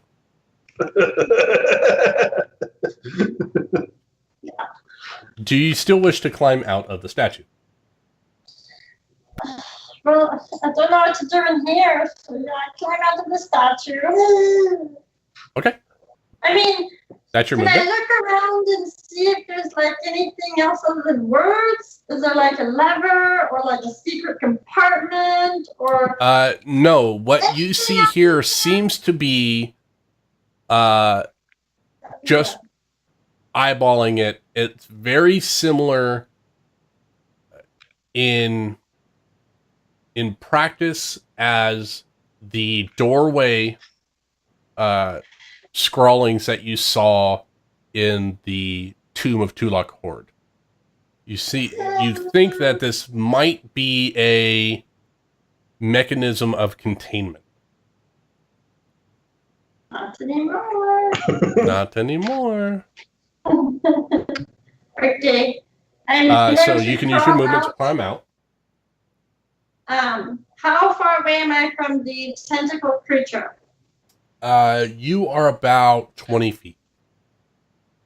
Maybe 30. 25. Let's go middle of the room. Can I try and use my blaster carbine to shoot at it? Certainly. I'd like to do that.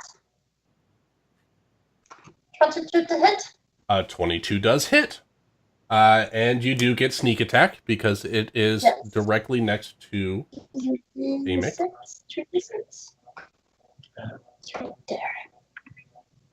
So I can't see, correct? Correct. You're in. Actually, what you can see is with that beam of light that's coming through, is you can see 3 of the tentacles that hit you, and they're currently withering away. You think that whenever this thing attacks, that a part of it dies. Is that all your sneak attacks? Oh, terrible damage. Yeah, she just rolled really low. She rolled 1, 3, and 2. I was like, that's it? Okay. Is there anything else Cell would like to do? You have a bonus I action. use my... What is it called? Cunning action. Uh-huh. A bonus action to shoot again? No. Fuck it. It's Star Wars. You're gonna die. Go ahead and shoot again. I don't care. Actually, I want to hide. Make a stealth check. That's probably a wise choice. Hopefully, hiding helps. 25. Okay. I hide in the light. Okay. All right, you're hiding. You duck down below and hope that you're not casting shadow puppets above the ceiling.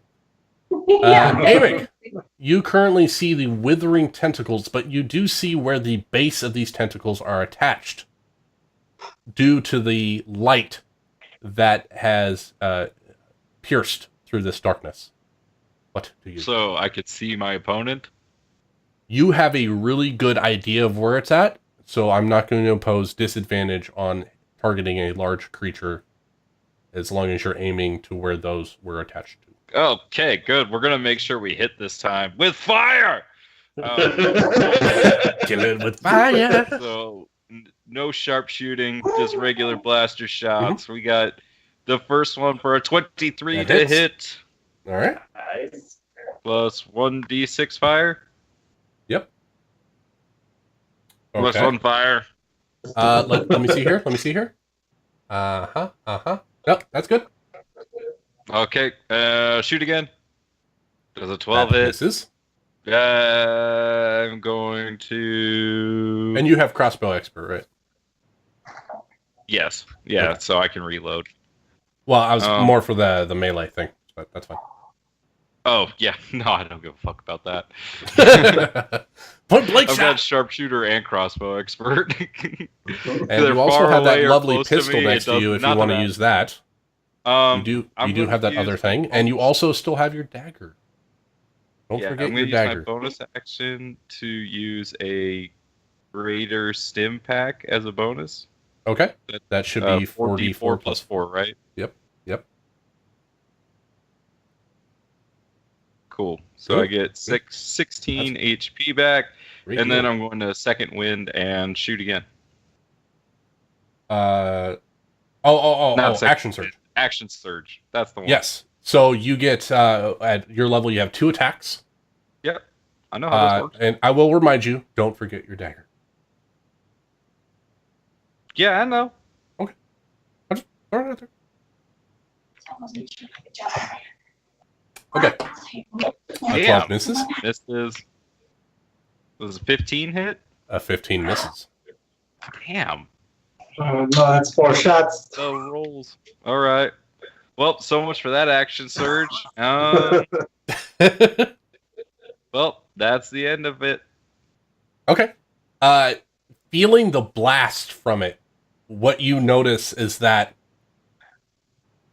on... Oh, wait. Darkness is concentration, is it not? Yeah. He's got to make some saves. Hold on. Ooh. Let's see. He had, what, 2 hits from Cell? The darkness fades around you, and as you see that it fades, you see this writhing mass of tentacles turn into a swirl and pop back to the far side of the room, essentially against the column over the abyss on the far side of the room. So if you're looking at the image and you see the crystalline structure underneath the platform, it is on the pillar that is closest to the point of view. So it's on the far side of the room. And it teleported in an instant. Skathos, what do you do? You now can see you have a set of frozen armor behind you and this demonic-looking child with tentacles. And you see a rubber ducky on the ceiling. All right. So, first, I'm going to order Simon into the room, pointing at the holocron, telling Simon to just fetch that thing. Okay. He moves. He can get right to it. He can't quite grab it yet. That is perfect. And turning back around towards this stunned guy in the back half of the room who's now's your gotten chance. up Now's your from the chance. throne. Chromatic orb. Come on! You got advantage because it's stunned. So I will reroll. You're. Never mind. I thought you were gonna chromatic orb to hit. I need to go pick up my car before 6, so I'm gonna go walk over to Pep Boys and grab my car. So I'll be back in like 20, 30 minutes. Okay. After this round, we can take a quick break. Yeah. We'll take a break for you. All right. So what's the second one? Because he's stunned. If it's at advantage, that was rerolling 2 and 3 to see if they hit. All right. So really a 2 hits. 25, a 13, and a 23. 2 hits. 2 hits. So for 5 damage, and then for 9 damage. That first one, you need to roll 2 more d6, please. Because that's a natural 20. I'm so used to not hitting. I don't know what damage does anymore. All right, so we have 5, 9. That's 14. That's 22. Good round. All right. That is your action, sir. What else do you want to do? Yeah.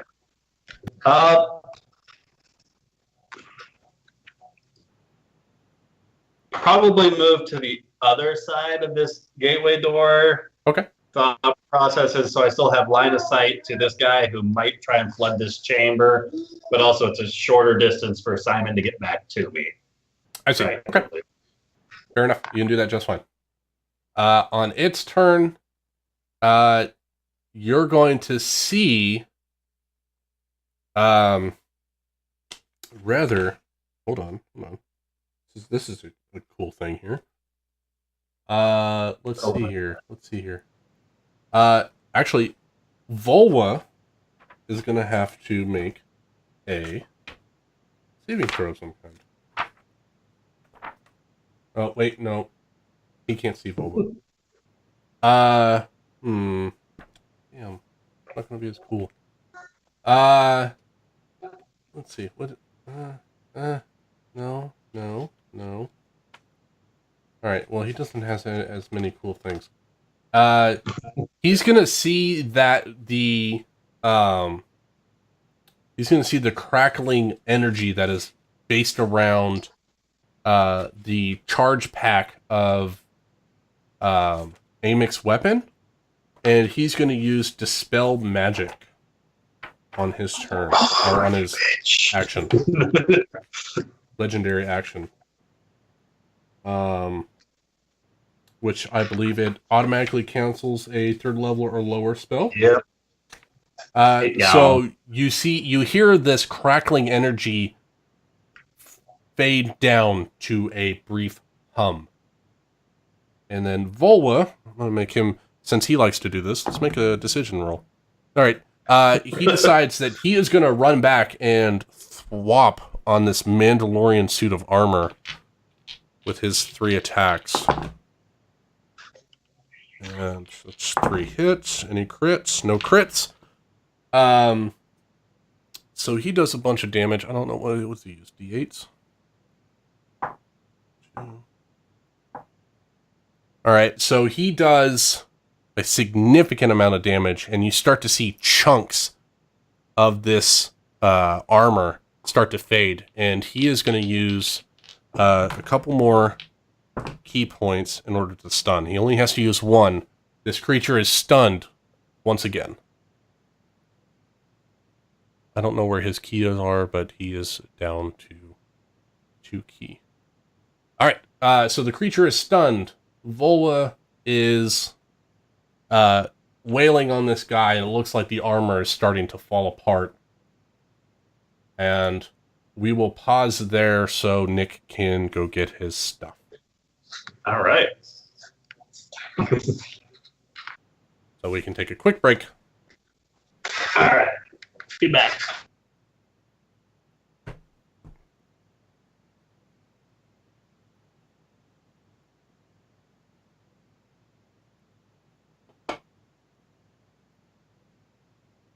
Oh. How's baby doing?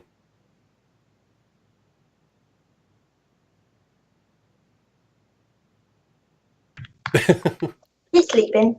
Brian has clicked to talk. I'm like, I don't know if I can reach it. He hasn't slept all day long, so it's like he's finally stopped. Oh my god. That's good. Yeah, I'm so excited.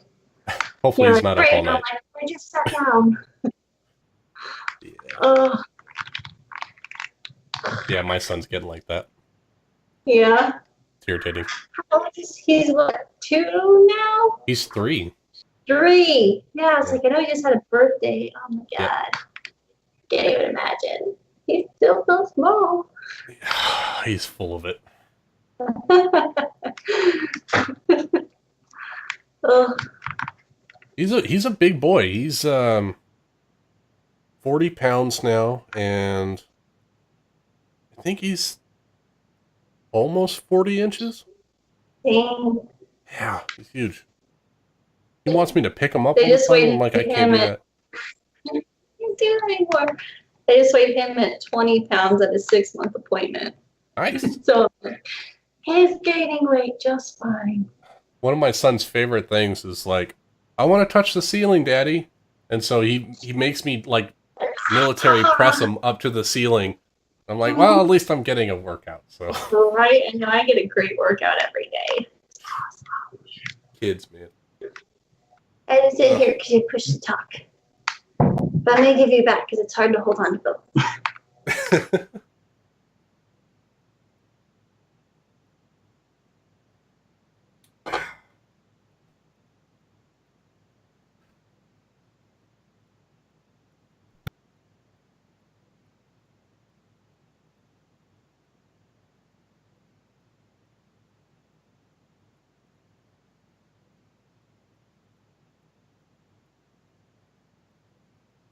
Well, I found something cool inside I'm the wondering. statue. Cool nightmare. I feel like they put the holocron there to taunt the creature. Because, you know, with the mirror there, like, I feel like he's trapped here and he could look up through the mirror and just see the holocron. Like, I feel like that was just cruel. Staying stuck inside this thing and all I can see is the holocron, which he wants. Or And maybe like it's the protector of the holocron, and as soon as it lost sight of it, it was like, all right, things are going down. maybe That's certainly quite possible. either one is possible. I just thought there'd be a shiny rock. I'm like, what's making this At least thing you played light to up? your character. That's all that matters. Right. Like, holocron, okay, that's cool, but where is this light coming from?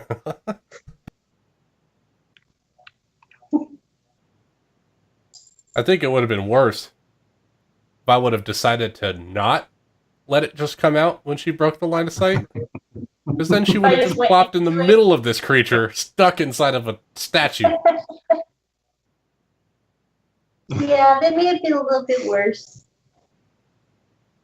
At least now it's my hiding place, its old home. It definitely doesn't want to come back, I don't think. Well, you see that it seems to be avoiding the light at this point. I'm safe Yeah, in it the light. was. There's clear scratch marks from where it was contained. It's usually not a good sign. Like a dog that wants out of the room usually scratches at the door. Let me out, let me out. Maybe it will love me. I freed it. We can be friends now. Yeah, it looks to be very friendly. I saved you, Mr. Child Tentacle Man. We should have brought children to feed to it. Yeah. There was a rubber ducky, but Apparently ducks aren't its It thing. doesn't like raisins. Jabroni.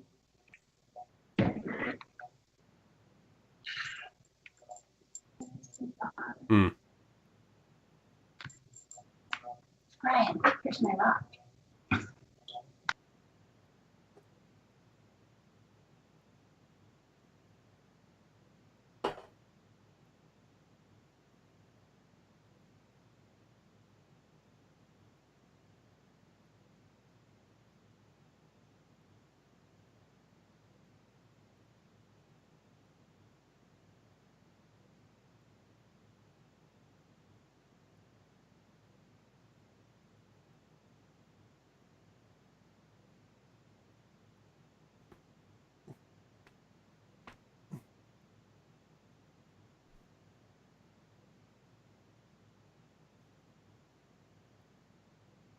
You can do 2 melee attacks. Yeah. For action, bonus action. And then, but one of them will always have But sneak it has attack. to be like first that hits.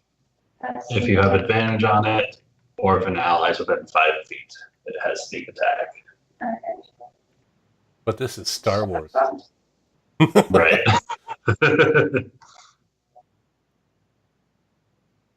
I mean, ideally, you would have the crossbow expert feat, and that would allow you to shoot as a bonus action. Whatever. I figured in this case, I will just raise its AC for the second shot. Yeah. Just, because you guys need to try to be able to put some damage on this creature as fast as possible.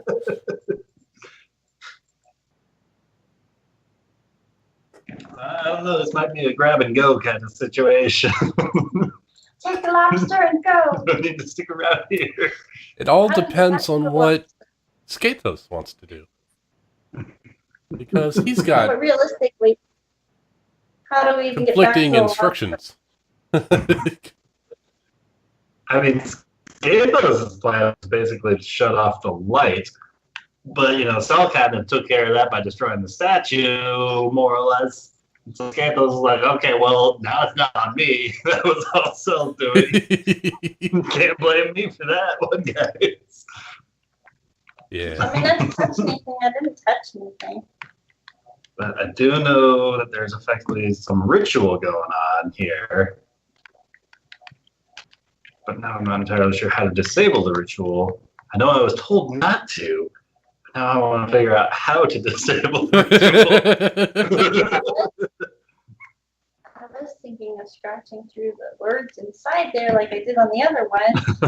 But I was like, I might need this light. What if that destroys the light? That could be bad. I don't know. You know about as much as I do. Well, that's good. I think it's time for me to pull out that Wookiee whiskey. Say our last goodbyes. It might help. You never know. Might be the last thing I ever do.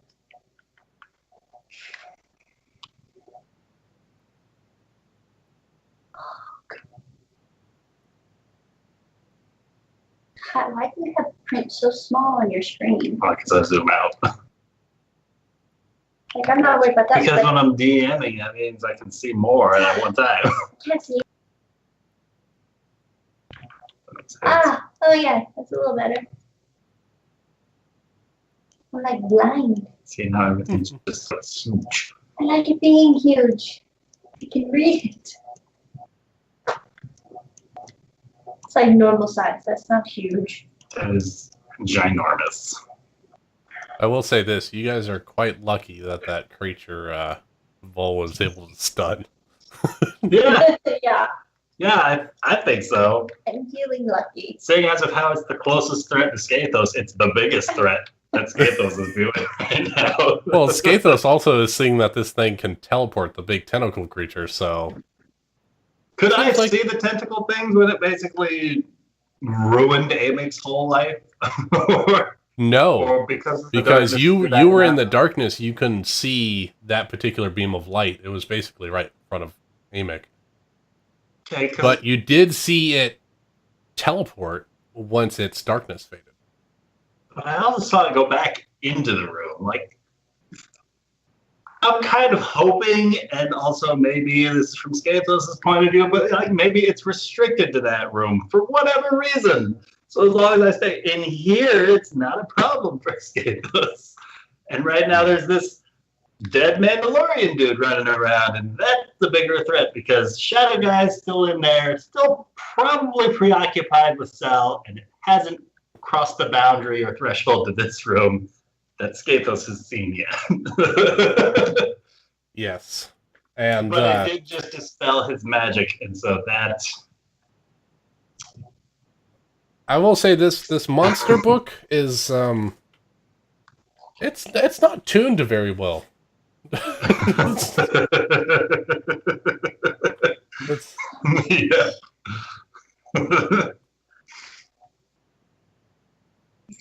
now that I'm thinking about it. A lot of homebrew monsters I've found are usually not CR appropriate. Well, yeah. Let's put it this way: if you somehow find a way to not die and defeat this monster, it's gonna be well worth your time. If. There's a big if. So Yeah, you're saying there's I think I'd much rather go back to fight 200 jellyfish. Yeah, I picked the wrong room, guys. Sorry. Yep. Yes, you did. I probably just got through if I really tried. Yeah, probably. I normally get natural 20s, so. Of course, when it comes to jellyfish, I probably would have failed hardcore. But that would have been hilarious. So funny. We would have been alive to laugh about it.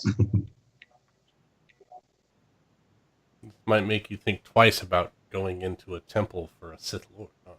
Right?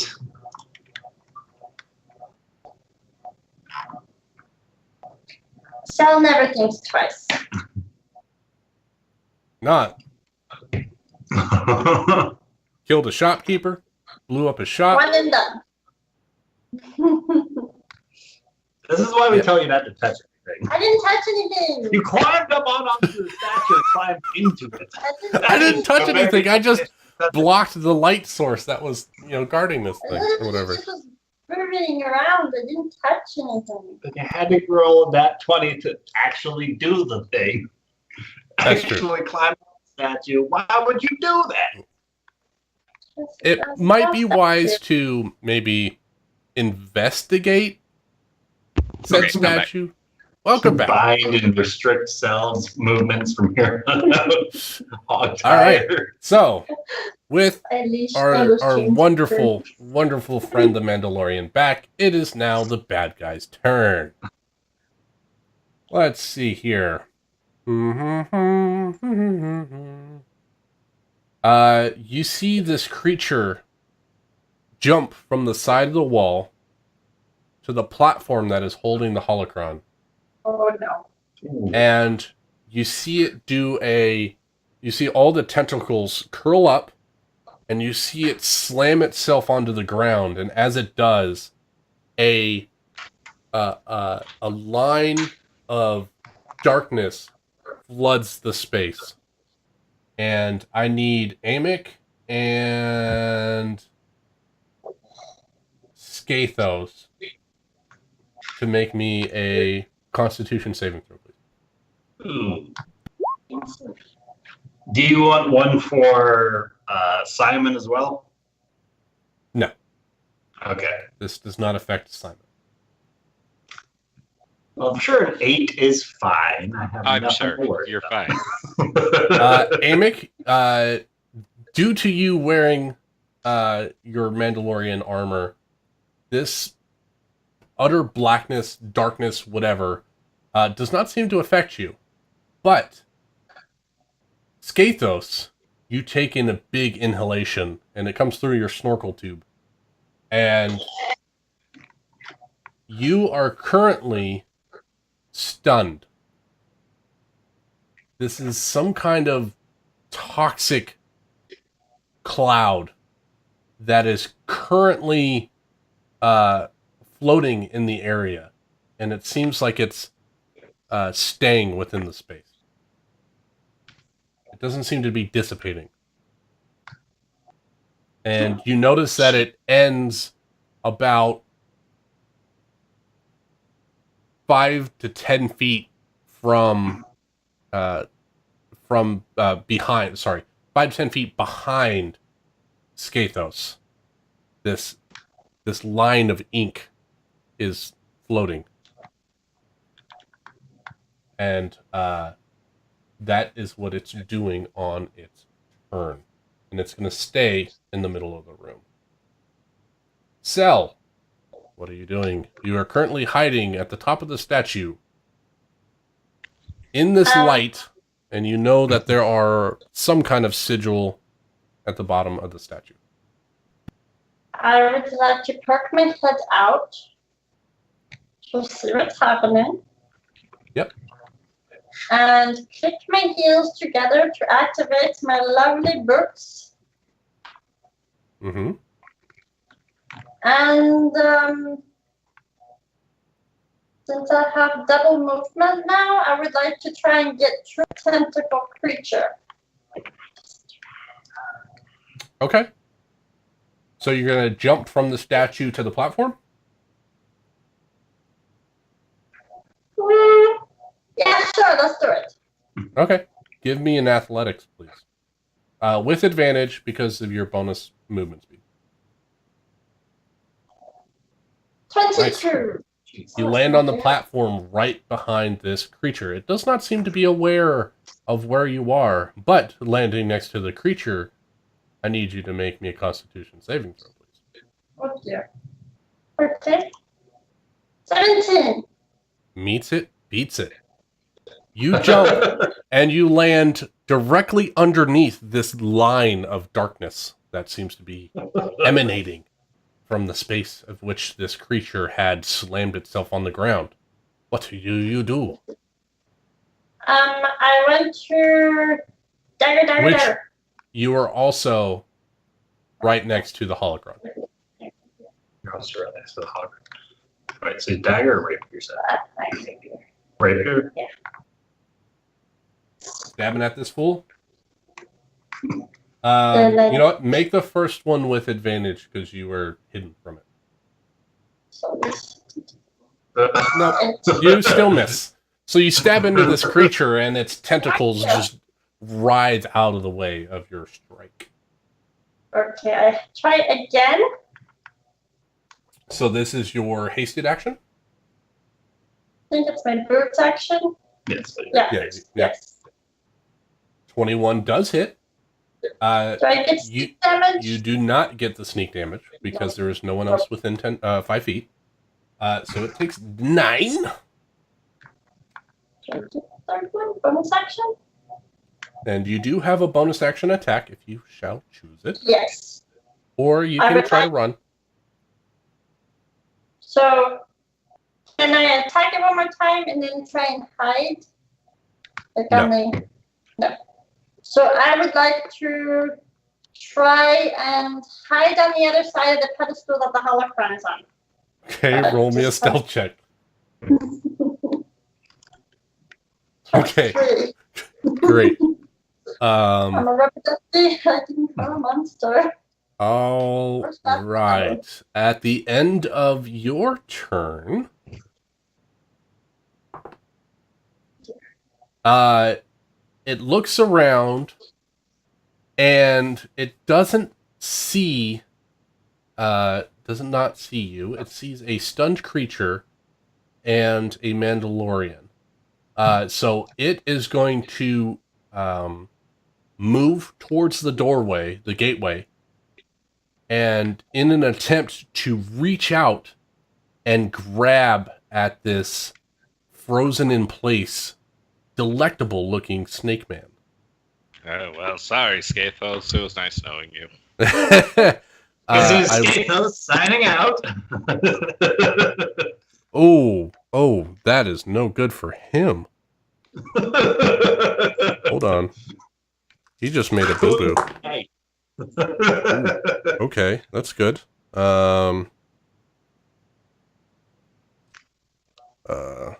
Ouch. So you see, as its tentacles are reaching out to get you, that several of them have sheared off as it passes through the light that is beaming down off the top of the building down in front of Amick.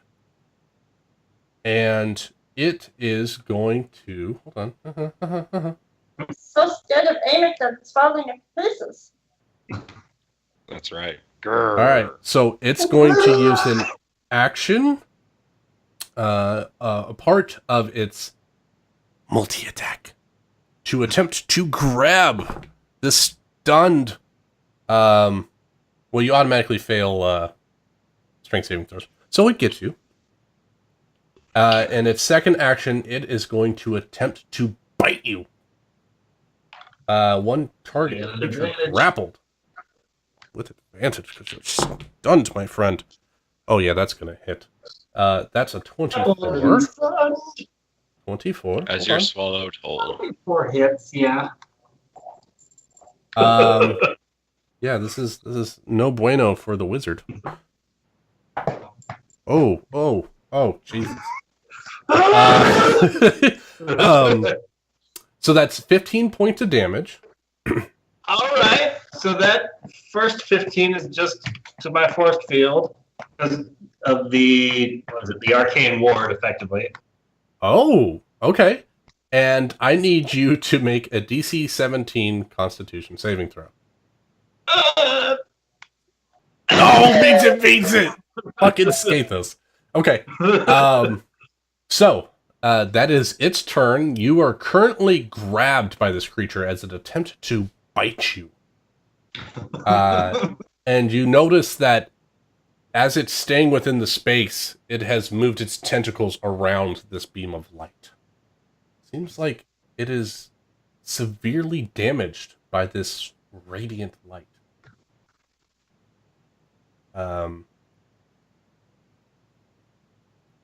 Yeah, that was its turn. Cell. I think that was right? Everyone, did my order get all? Yeah, I think No. you went Cell and then the monster. Oh, I did, didn't I? We started with the monster, and the monster... Okay, whatever. Alright, so, Amic, your turn. Since the his gun is no longer overheated, because the spellcaster is stunned, I'm assuming, right? You lose concentration on that? He got dispelled. Yeah, that one got dispelled by him before I lost concentration. I don't need to worry about that. Put away the heavy repeater, pull out the dagger, and then I'm going to use my free action to twist the pommel and activate the dark saber. Yes. I'm going to grip it in both hands, and I'm going to rush this thing and swing wildly. Okay. You only have to move like 5 feet because it is like right there. You take one step forward, jab into his face. And then it occurs to me that it's probably better for me to actually one-hand it and use a pistol in the other hand. So that's what I'm going to do. So That's fine. First attack with Dark Saber is an 18 to hit. 18 hits. All right, I'm going to use the ability then. So he needs to make me a Wisdom saving throw. And the DC is my spell DC, which is 13. All right. Wisdom saving throw. Let's see here. Okay, is it proficient? It is. It fails. Natural 2. So let's roll a d4 here. Okay. So its connection to the force is severed for 4 rounds. Okay. So its spellcasting ability has been severed for 4 rounds. And then I'm going to slice at it again. A 25 is going to hit, so that's 9 Definitely. slashing damage. All right. And then I'm going to shoot it in its rock-like face. Okay. A 15 misses. Okay. I still feel good. Yeah, the biggest thing about this creature, or one of the biggest things, is the fact that it can, and you also have severed its legendary action. You notice that it was feeding on the dark side, and as its force connection is severed, you start to see half of the tentacles turn white. Well, that's the end of my turn. That's the end of your turn. That was a perfect use of that item. Good job. Skathos, you are currently stunned. Still stunned? Let me make sure here. Yes, because you have Okay. not left the aura of this creature. All right. So, let's see. No, it doesn't get to do anything like that. Volwa is going to continue punching on this armor. You know what? I'm just going to say that him and the armor are going at it, so you guys don't have to worry about the armor for now. But he does not stun it, and the armor hits him. We're just going to make them act on the same turn just because it's easier for me. And he takes 8 points of damage. Forward, no! Oh shit, that's not math, Luke. Come on. How does he have 45 temporary hit points? God damn it, Ted. I don't know. Last week, Bale had like 95 or something. I'm like, that's like double your maximum. At level 5? I don't think that's possible. No, he Yeah. just doesn't know what he's doing. What kind of a character did he end up making? A rogue. A rogue. Oh, fun. Okay. His brother Bale Organa. He went with the brother thing? I'm disappointed. Yeah, it's all right. Okay, so yeah, Volva's entertaining this guy, and the armor seems like it's maybe around maybe 2 left facing him. Or we're already back to the bad guy. Dive, dodge. Yep. Bad guy. He no longer has a spell-like abilities. Damn! Didn't get to use this cool one. So he currently still has a stunned and grappled creature, which he is going to attempt to bite with his. Hey, that's me. Actually, he cannot bite as a part of his actions. That is only a legendary action that he can do. Looks like. Oh, that's very good. Suck it, dude. And he can't use his spell-like abilities, so his multi-attack has been lessened to a single attack. Huzzah! Thanks to Amic. Well, that still hits. Let me see if it crits. Nope, doesn't crit. It still hits you, though. That is, just so you know, to 21 to hit. For your sake, Ryan. What, 20 to hit or 20 damage? 21 to hit. 21 to hit. Okay, that hits. Oh, wow, rolling shitty on the damage. Oh, wait. Ooh. If the target of this attack is stunned, it's an automatic crit. Oh, Yeah, that's good news. Wow.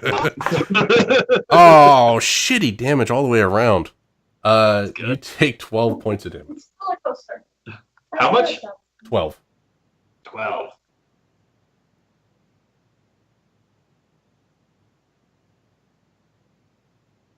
You can go ahead and put your max in there so I know if I'm going to kill you or not.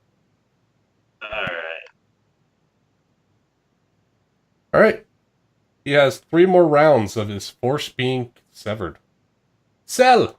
You are currently hiding behind the obelisk, the dais, the pedestal, hiding from said creature.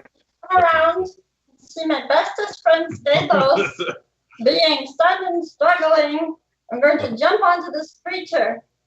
And then I'm going to stab it as many times as I can. Alright, you are currently flanking with Amic, so you have advantage on your attacks.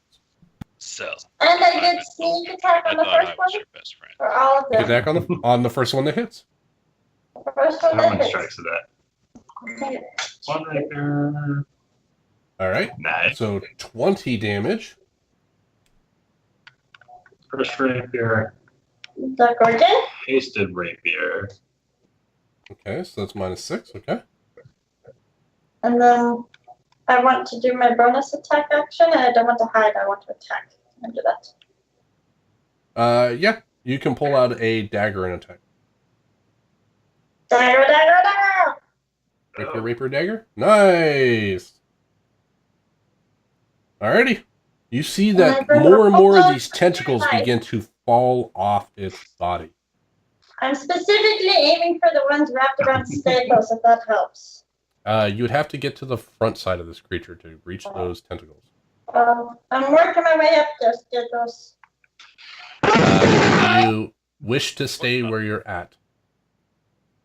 Yeah, I'll hold on to this thing. Okay. Amic, you're up.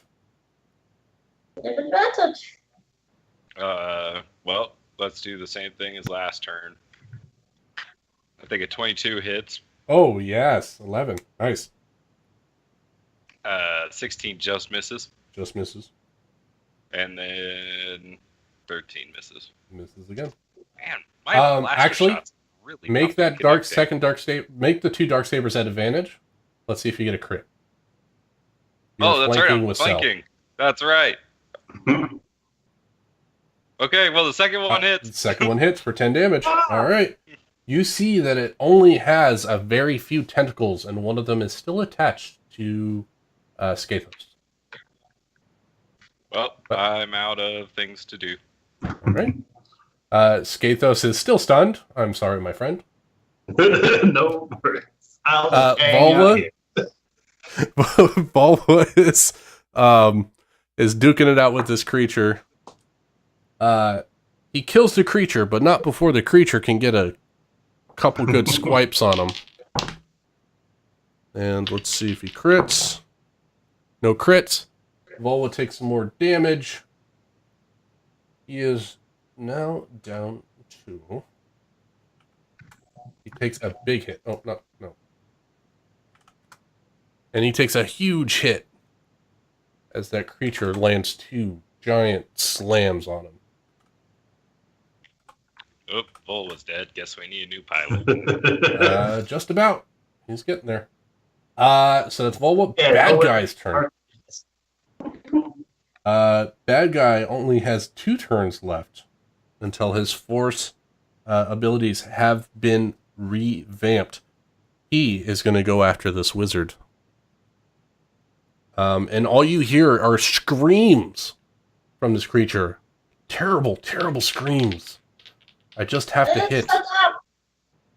Just have to hit. 20 total. I believe that's a hit. This guy's a dick. I'm sorry.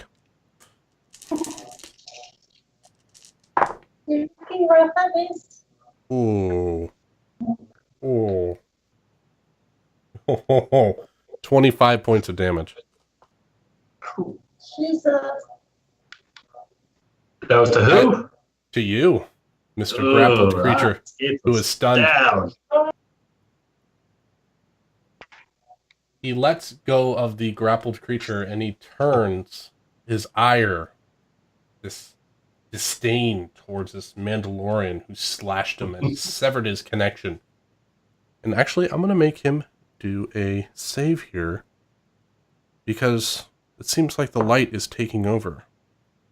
And he fails his save. And as you see, the only thing that is left that is dark of him, his tentacles have all turned white.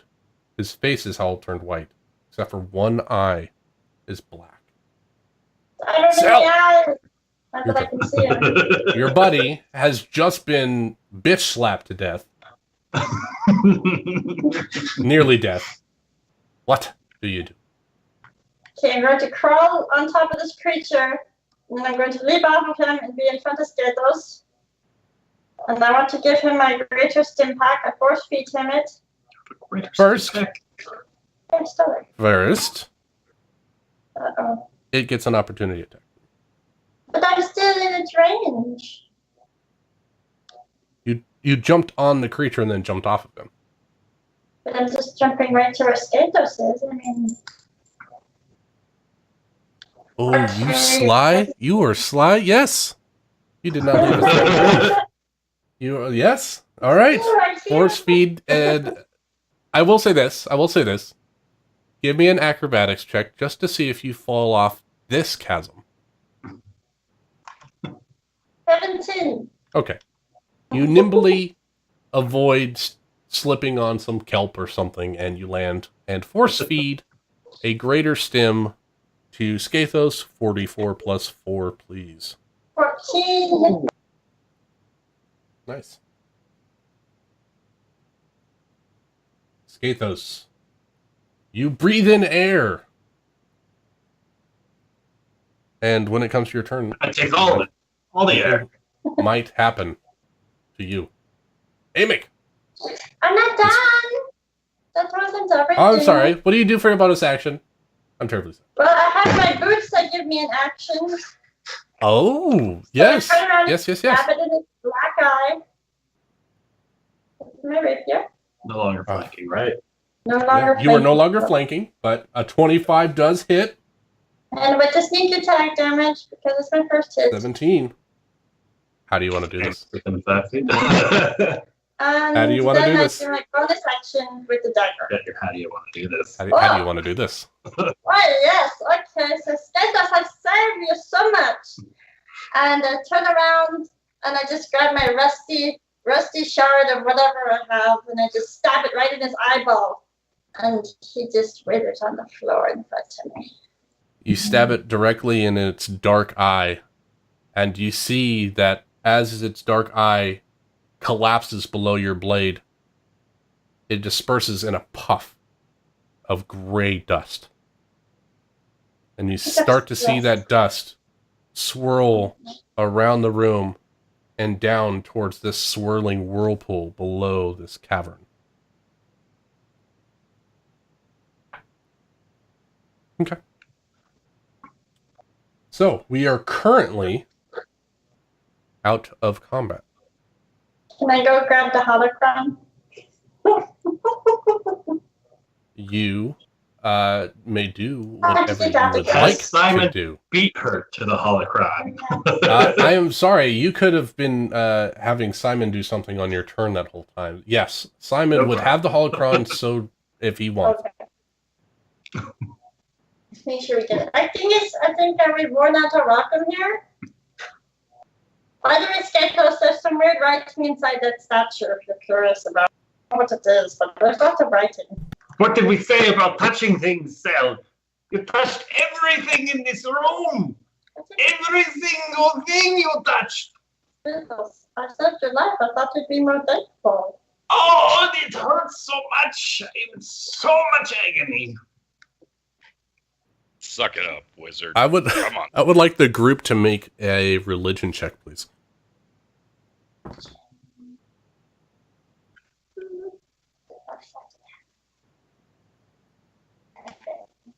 And that 11 is for Cell. The 11 is for Cell, the 16 for Sketos. Okay.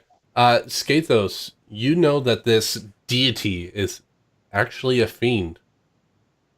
Oh. And as you're looking at this holocron, you start to see the statue slowly begin to form up.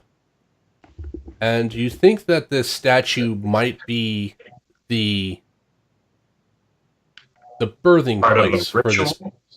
It's the birthing place for this particular demon, this fiend that has been guarding this holocron, and it's slowly starting to rematerialize. The body is starting to reconstruct itself, and you think that this creature might be trying to reform itself as part of the statue. That's nice. Sel, what sort of symbols did you see inside of that statue? Can I try and scratch one into the floor, mimicking it? Yep. Yeah. You're something like this one, and then there was one like this one. You could even say, take him to the chest that has that same symbol. Oh yeah, there was this thing in the chest in here, the chest that I took all the coins out of. It was in the bottom. It was the same thing. So you take Sketos to see the chest. Amick is over there still punching a dead suit of armor because he's evil. And Volwa, sorry. Amick would not do such a evil Amick thing. is also evil, but I mean, beside the point. He's chaotic evil, so he thinks it's the right, cool thing to do.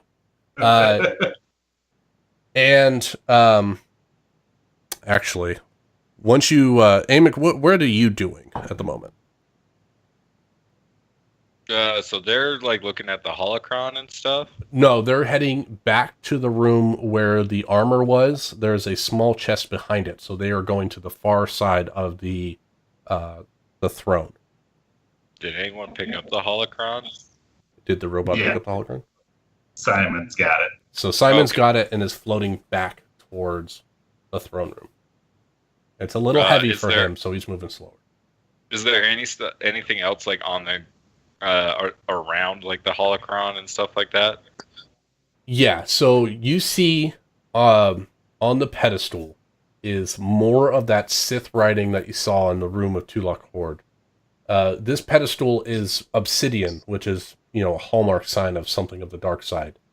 And you notice that as you look around, that there are these small carvings that go down and fan out in like a 4-piece of pie shape. So there's 4 lines, like north, south, east, west, that are fanning out from this pedestal down along the edge of the platform and out, and then it circles the room. So you see the carvings basically making a giant circle, and then it comes and it all coalesces to the top of the pedestal, which has an intricately carved ritual sigil on top, which looks eerily similar to that sigil drawing that you saw on the piece of hide that Cell has. It is a very similar circle with a square with a pyramid in the center and 5 what you assume to be planets. And this particular planet is actually emboldened with like a small gem, like a blue gem. So there's 4 circles that are empty, and one of them has a blue gem on it. Can he pull the gem out? Yeah. Roll me just a straight like athletics as you try to pry it with a dagger. Natural 20. Nice. Yeah. You hold your hand over it.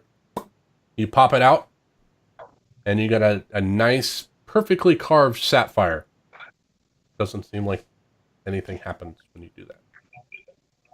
Okay, he'll put that away and go join the others. Okay. So, Skathos and Cell, you look inside the chest and you see a triangular symbol that is very roughly hewn into the bottom of this chest. And it also has some like scratch marks along the 3 sides, as well as some scribblings of Sith, what Skathos would know is like a Sith spell of some sort. You would also see this ornately carved wispy circle around this pyramid that is carved with care and with delicacy. And you would also know that this is a Jedi ritual carved around. You would think that it might be a containment ritual. You don't know if it's a containment ritual for here, or if this is a containment ritual that is shown for somewhere else, or if it is a containment ritual for the Sith ritual. It's not very clear to you at the moment. But you know that the Jedi... This What's is that? what was inside. Since he was writing, this was what's inside the statue. This is what I said. What Cell saw was just the Jedi ritual, so just the ornate, delicate carving. It was minus the dark side carving. That part wasn't there. Just this part. Yeah, all right then.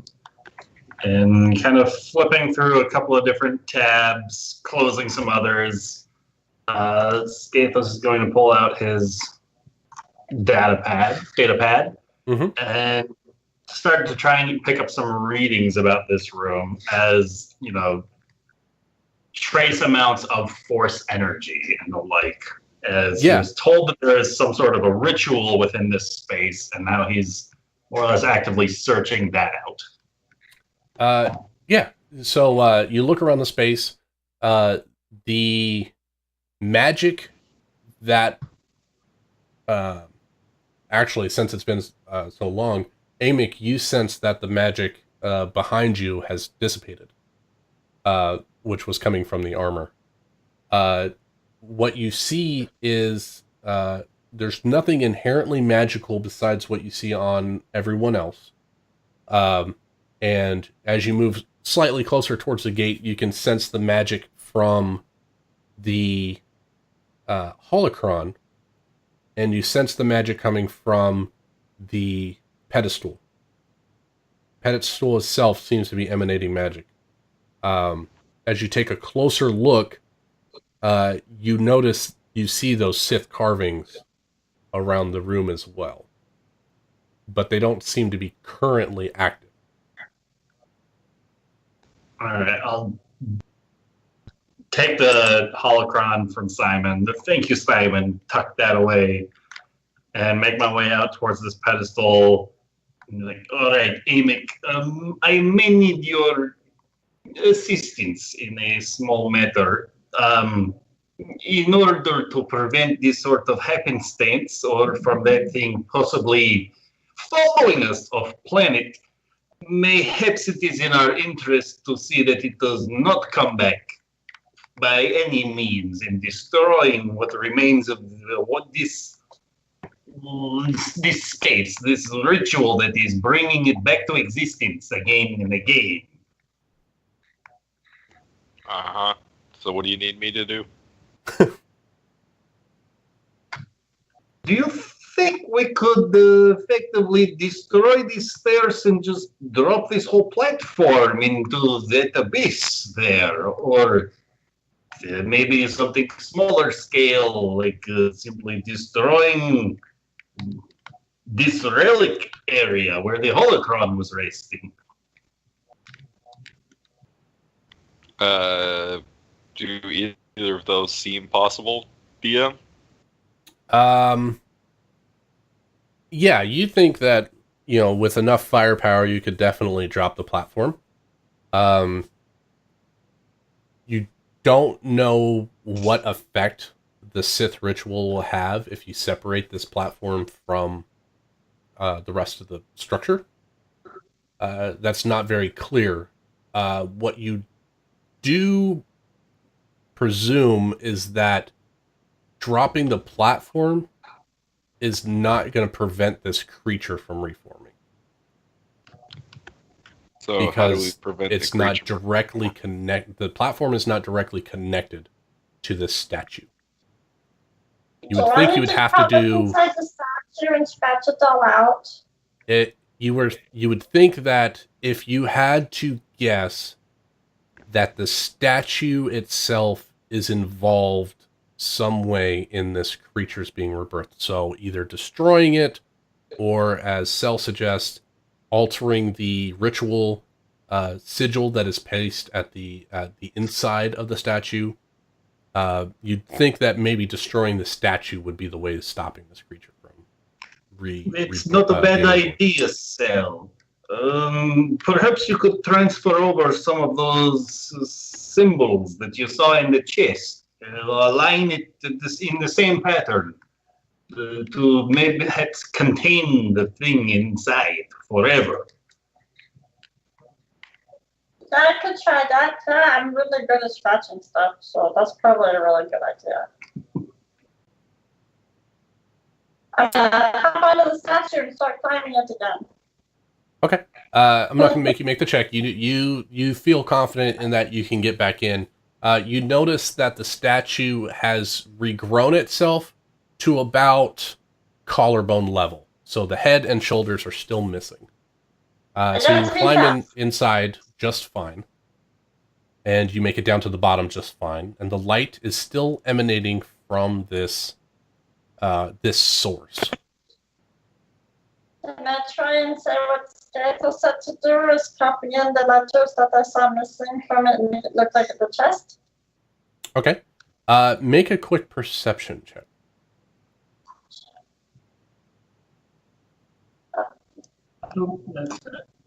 Perception. 6. 6. What you see in the light is a similar creature to what you saw before, but in the size of like a tennis ball. And this creature is currently all white, and it seems like the face, which was a demonic face with razor sharp teeth before, is now that of like Cupid. It is a soft It's a gentle Oh, it's baby's so face. happy. And the face itself is emanating these rays of light more intensely than the light that is in the center. That is projecting from this sigil.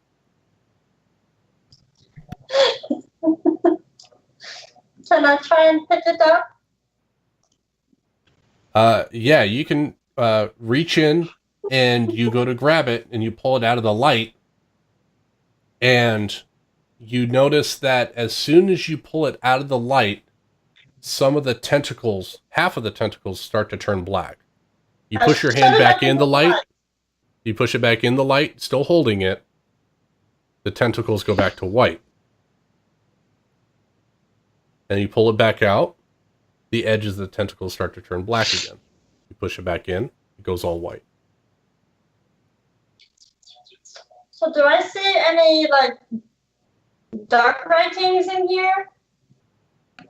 Or is it all- No. What you feel, what you would assume would be the appropriate cause to what's going on is that when you bring it out, it seems like the tentacles that are closest to the pedestal are turning black. And when you put it back in the light, it is cleansed. Stathos, can you hear me okay? I mean, your voice is a bit high-pitched and a little whiny, but otherwise perfectly, yes. Can you push that pedestal off of the ledge and see what happens? That's a stealth thing to say.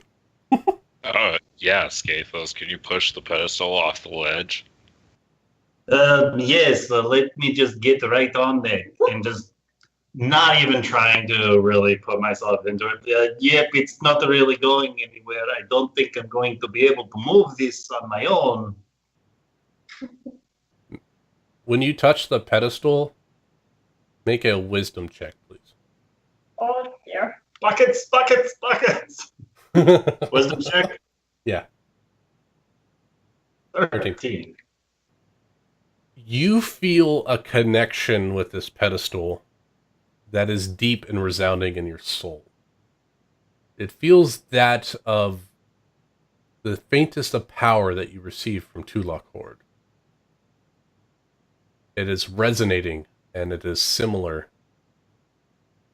And it feels eerily comfortable to you. And then as you let go, the connection is severed. You still feel that nagging chill from Tulak Horde from before. It's still there. But the humming and resonance is gone. Tell you what, I might have something. And just kind of focusing for a moment, closing my eyes, going full-blown Luke Skywalker on Dagobah. Okay. I'm going to try and lift this pedestal with my mind. Okay. All right. Make an Arcana check. Got it. Oh, I mean, I could help you. Really needed. Levitate. I like it. So with the aid of levitation, you see the pedestal lift up a couple of inches. And I need a concentration check for you, please. Got it. 19. Nice. And you focus and you start to see beads of sweat drip down your face. And you have this pinpoint image in your mind.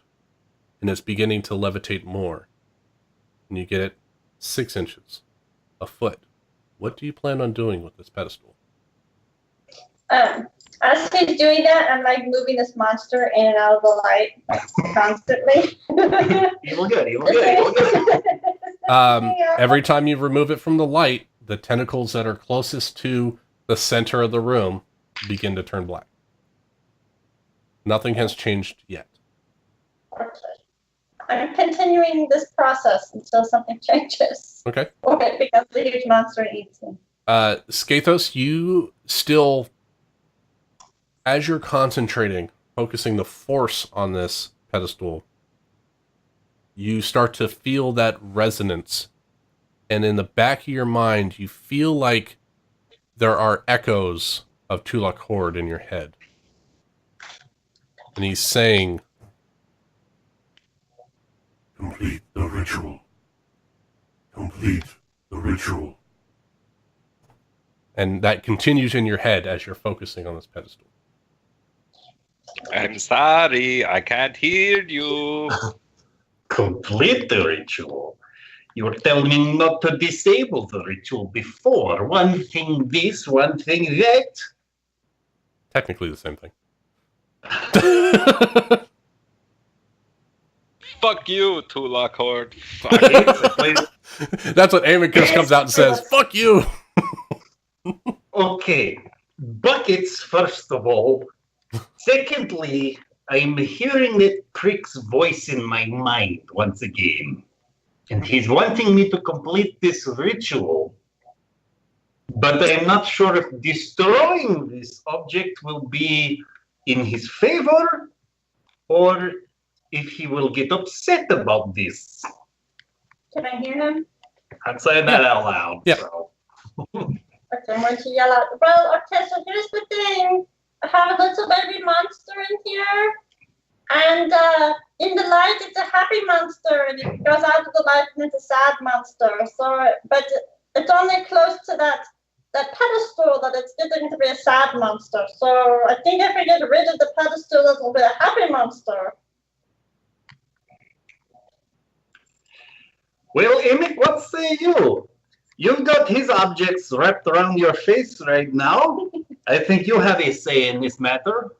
Well, Amic's just gonna think to himself, well, Tulak Horde, do you want us to destroy this creature?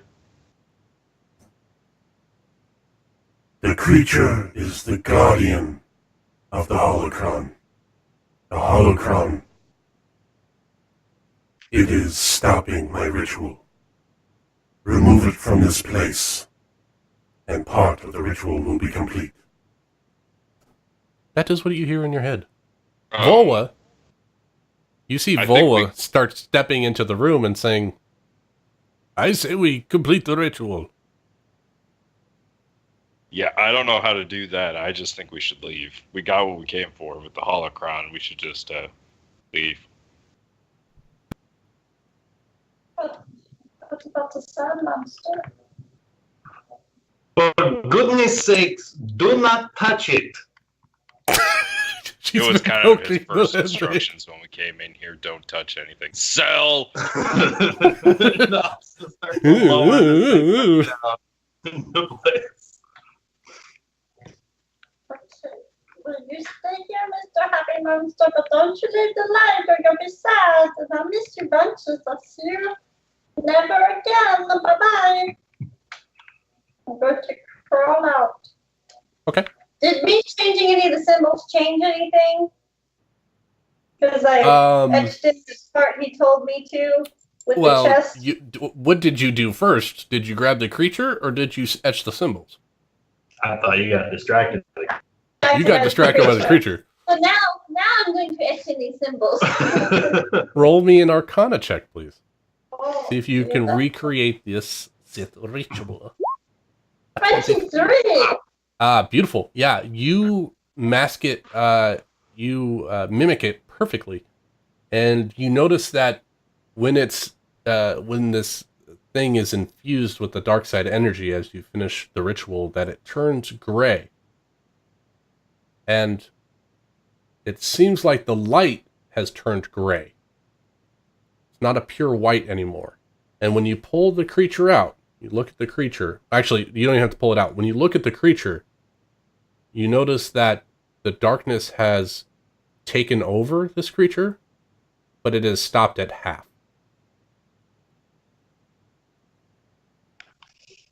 It doesn't look like it's fighting anymore. It's not fighting itself. Okay, so you stay here, Mr. Creature Man, and you live a happy life. I'm gonna leave some rations for it. And then I'm going to crawl out. I could sell. My little rubber ducky self. So you make it out of the statue just fine. You hop back onto the stairway above the platform by the wrought iron gate. Where's everybody and what are you doing? Athos is in the process of lowering this object back down into place. Okay. Taking careful note to align it back with all these etchings in the ground, and so it's back where it was.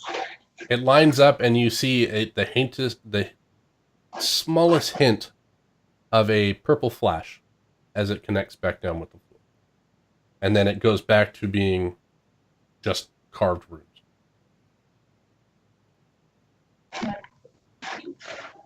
Then head for the throne room, I guess. Okay. What is the marching order? Voa is still in the throne room. I go first. Well, let's go. Skatos in the rear. All right. Skathos in the rear.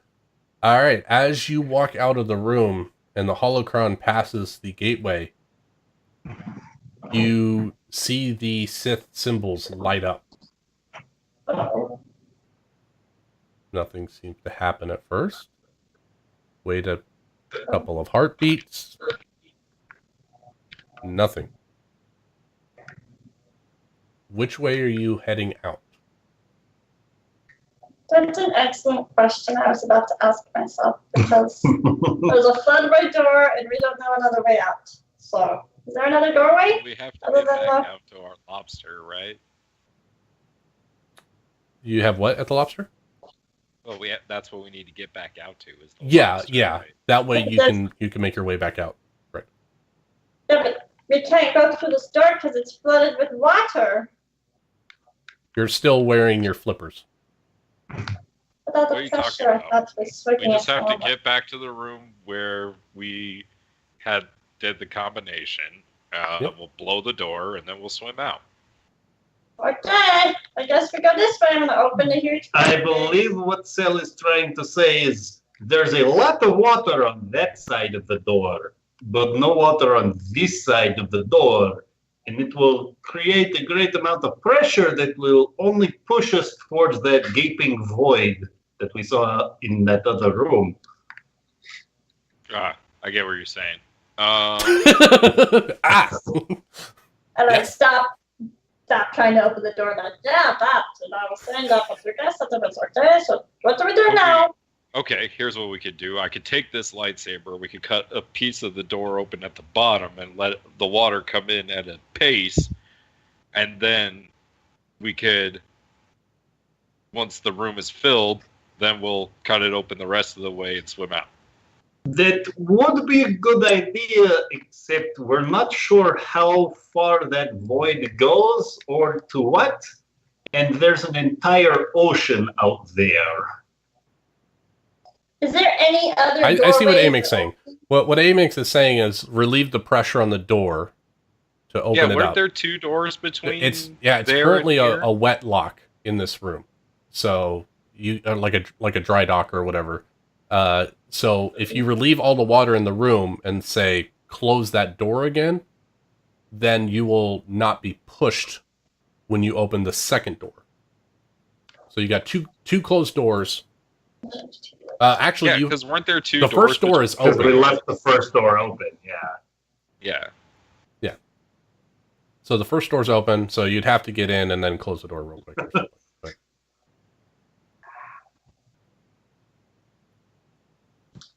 But it's not impossible. How tall are but- the ceilings? The other way, Just one of us Is- just has to get through the gushing door. Then we could. No, Close that the wouldn't second work. Throw me in. and the other way is full of jellyfish and also an ocean full of water.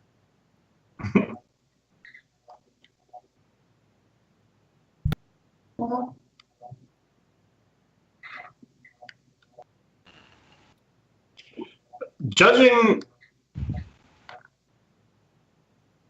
just kind of guesstimating by the layout of this temple, Yeah. the door Scathos saw at the back of the jellyfish hallway, would Yep. that look roughly like it leads to about this area or like below Yes. this area? It looks directly to the other side of the throne room. Okay. So it makes a circle almost.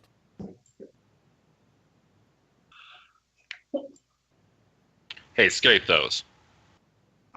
Yeah. Could we suck all the jellyfish into the void and then...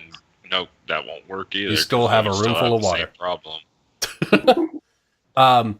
You know From what? a plant full of water. For the sake of brevity. Okay, here's my idea. We have to open one of the doors behind us that got flooded. We have to open it just slightly enough and shove Cell in there, and then close it behind her, and then she has to swim up, close the door that's next to the lobster, then come back. We'll open this door, drain that room of the water. Then all of us go back in. We'll close the second door, and I like this plan.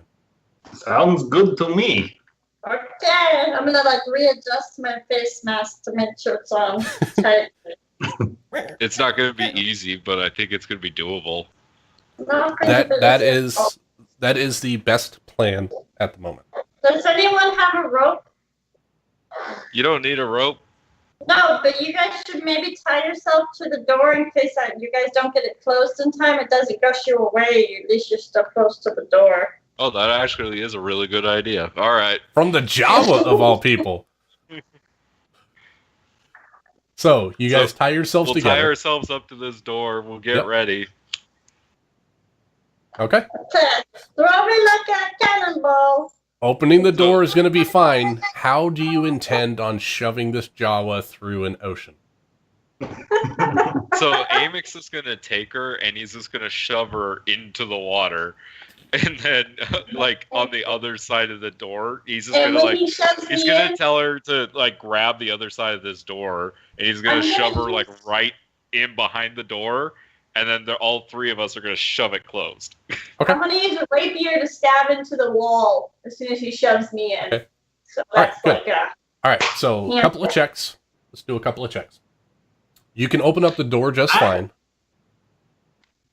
Good. While Amic is like tying himself up while Bo is tying himself up while Cell's prepping herself, Scathos is gonna try something. Okay. I don't know if it's gonna work, but just gonna give it a shot. Closing his eyes and concentrating on that door that he hopes is within about. He concentrated so hard he broke.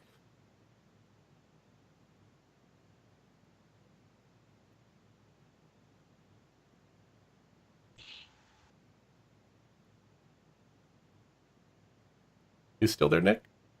I'm still here. Okay. They broke. It is a little stormy here. Oh. Is it actually raining? I don't think so. It's still a billion degrees. So.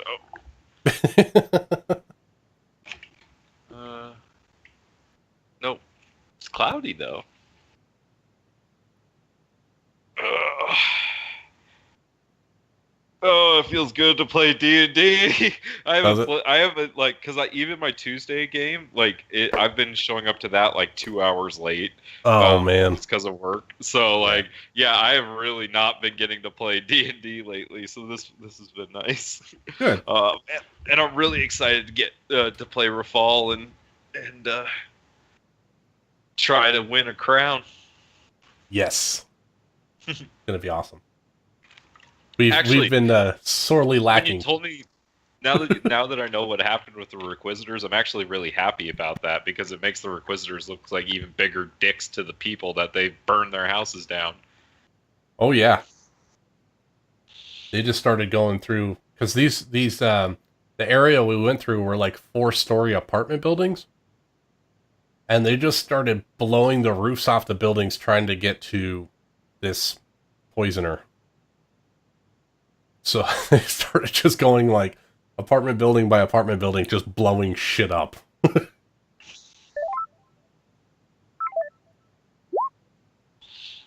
what was that? Thaumaturgy. Oh, okay. Hey, there you are.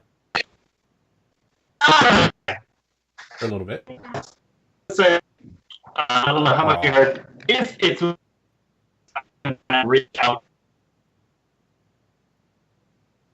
Say Didn't catch it. that again. Nope. It's All right, so he's going to try to use Thaumaturgy to close the door. Right? Is that one of the abilities? Oh. Instantly cause an unlocked door or window to fly open or slam shut. slam shut. Okay. There you go. Yeah.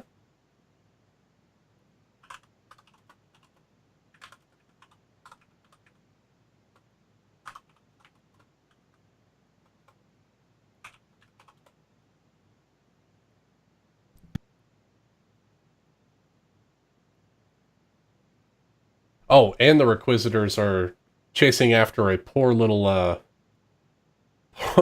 poor little vendor. Natural fucking 20. Nice. They're chasing after a market stall owner because he started running, and so they're chasing after anything that moves. Dummies.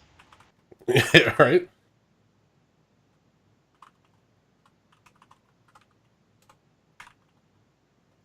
All right. So, you hear the faintest of clangs as the second door slams shut. As Skathos is focusing his mind, and he twists his hands to activate the lock, and the second door is shut.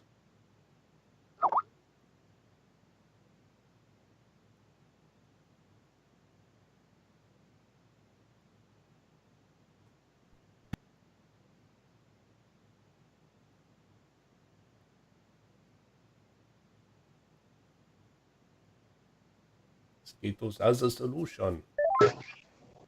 There they are. Managed to right now.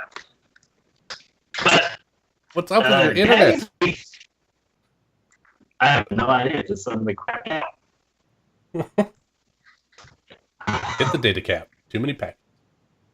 Apparently, it's just like no, don't do that. Tell your mom to pay her internet bills. Jeez. Right? Right? We're siphoning it off from the neighbors. Apparently, they don't like that. Yeah, so the door closes, and you guys can open up the door, and you're all tied off. The water of the room floods by you, and you're all dangling in the water. What you do notice is that ultra dense water is no longer there. It has dissipated. That's good. Oh well. So it feels like normal water. And you unhook yourself once the water is cleared. You go inside, you close the first door, you go to the second door, same scenario, open it up, it floods the room, and you can travel out safely back to the lobster. Everyone hops in, and Vola pulls the lobster out of the space, out of the entryway, and you turn around, and as you look, you can see the bottom of the continent of Atu. It's clear to see where you couldn't see it before, because the darkness of this swirling, ultra-dense water was surrounding the sphere, and it seems like the fish are moving through the space without having to speed up and then back up and then speed up again, and it looks like you can safely travel back to the city with no problems. And you do. You travel back. You jump your lobster onto the landing platform next to your ship. I believe it was the Jolly Roger 777 was the last time that you called it that. And you land on the platform. And they lose internet again.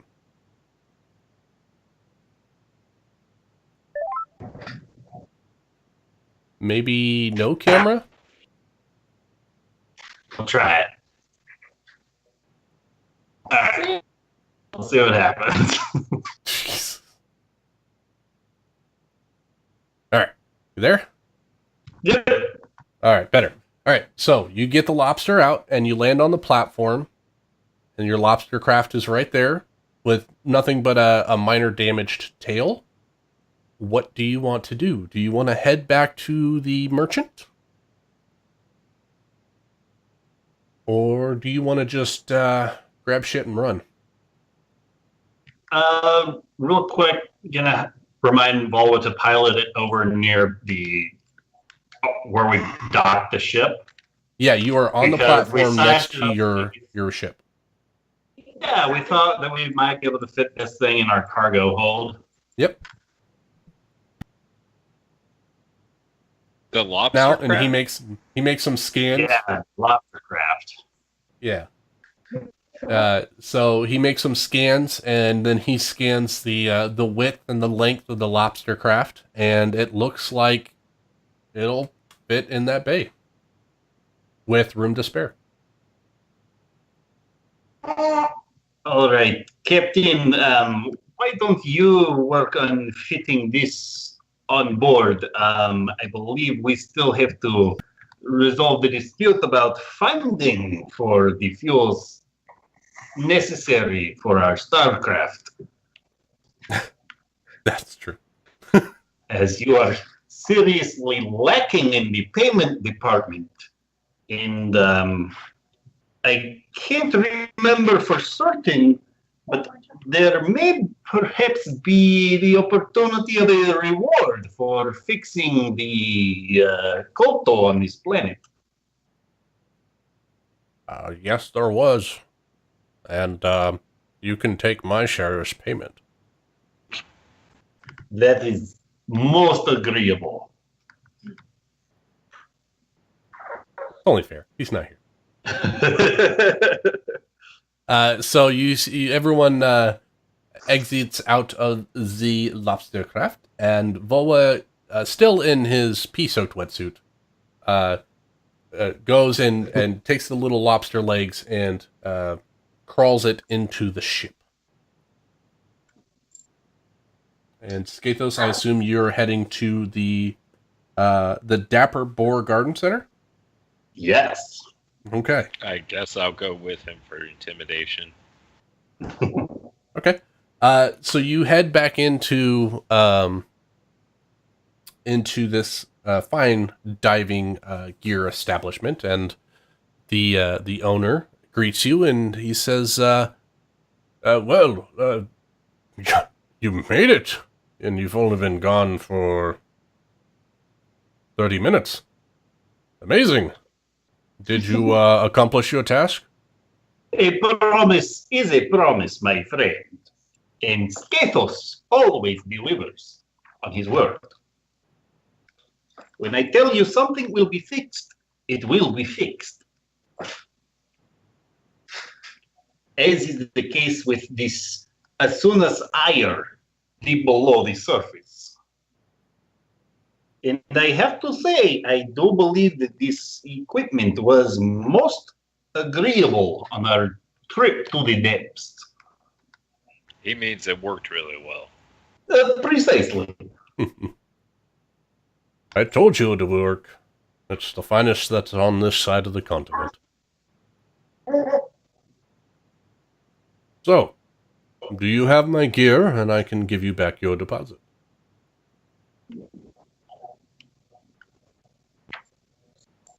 I kept my ducky suit. I'll hand over Volwa's diving gear. Okay.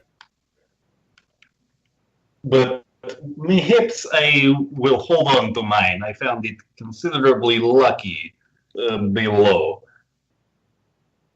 It's functional, and it seems that it was more than capable of doing what you promised. And so I think I will be holding on to it for the purchase cost. Okay. So he hands you 250 credits for Volwa's suit. Amick, do you give up your dive suit? Yeah. Okay. He hands another 250 credits for Amick's dive suit. And he hands Skathos another 300 credits for making it out of Azunas Ire alive and restoring Batu to its former glory. God Thank you, bless my friend. I can sell much more equipment and people can go back to the temple. Oh, the thanks is all mine, friend. After all, good business is good business for everyone. I can agree with that sentiment. Is there anything else I can help you with today? Well, we will be venturing off planet to a series of other locations. I don't suppose you specialize in other such equipment or gear. Tell me what you need and I might be able to make something happen.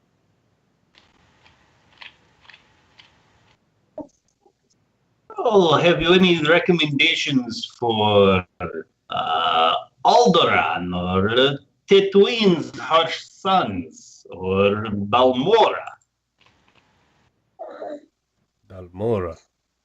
It's very hot on Balmora. Your suits will not help you there. Tatooine. It's very dry.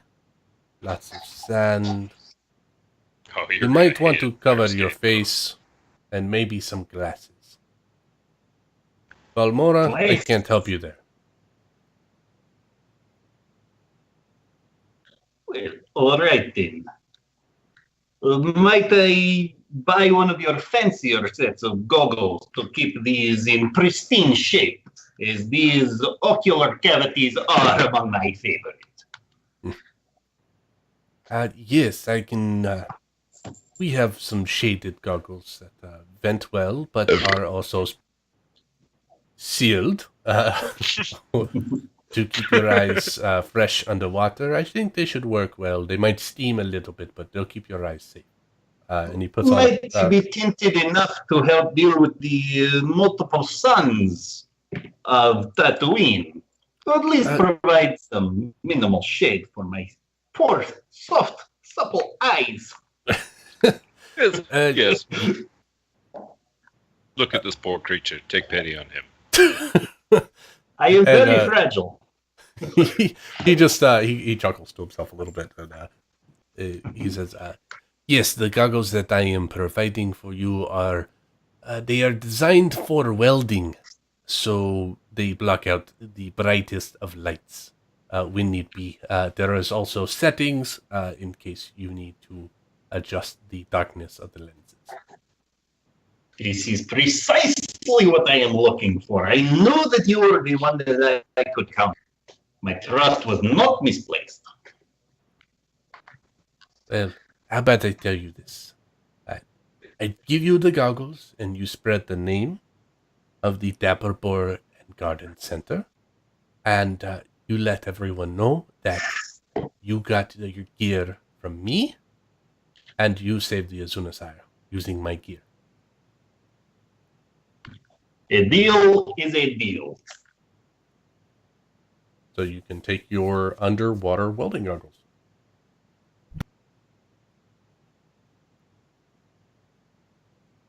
Oh, these look so sweet. Look, Amy, it's like it's nighttime and then it's daytime and then it's nighttime and then it's daytime. It's starting to sound like that.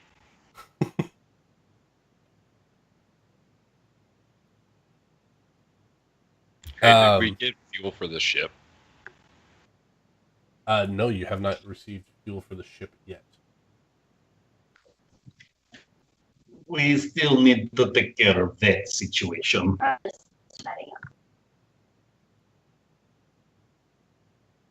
With Volva's credits, you can have enough fuel to refill the ship completely. Sweet. So we will go to do that. Yes. Have a good And day. with that, we are done. With that, I will see you later. So you head back out to the dock. You pay for the fuel that was provided. They go and take the boot off your landing gear because you did not pay up front and you wanted fuel. So they take the boot off and you board your ship with Dapper Lobster in tow. And you can take off. Should you please? Can you show us the star map? Star Star-Lord. I am the Lord of your stars. Oh, shit. There you go. We are on the map of the galaxy. You have currently finished the quest on Mana. The next closest location would be Balmora, but you are moving further into Republic space. Tatooine is slightly more out of the way, but it's more of a lawless... Yeah, no, that's the right one to go to.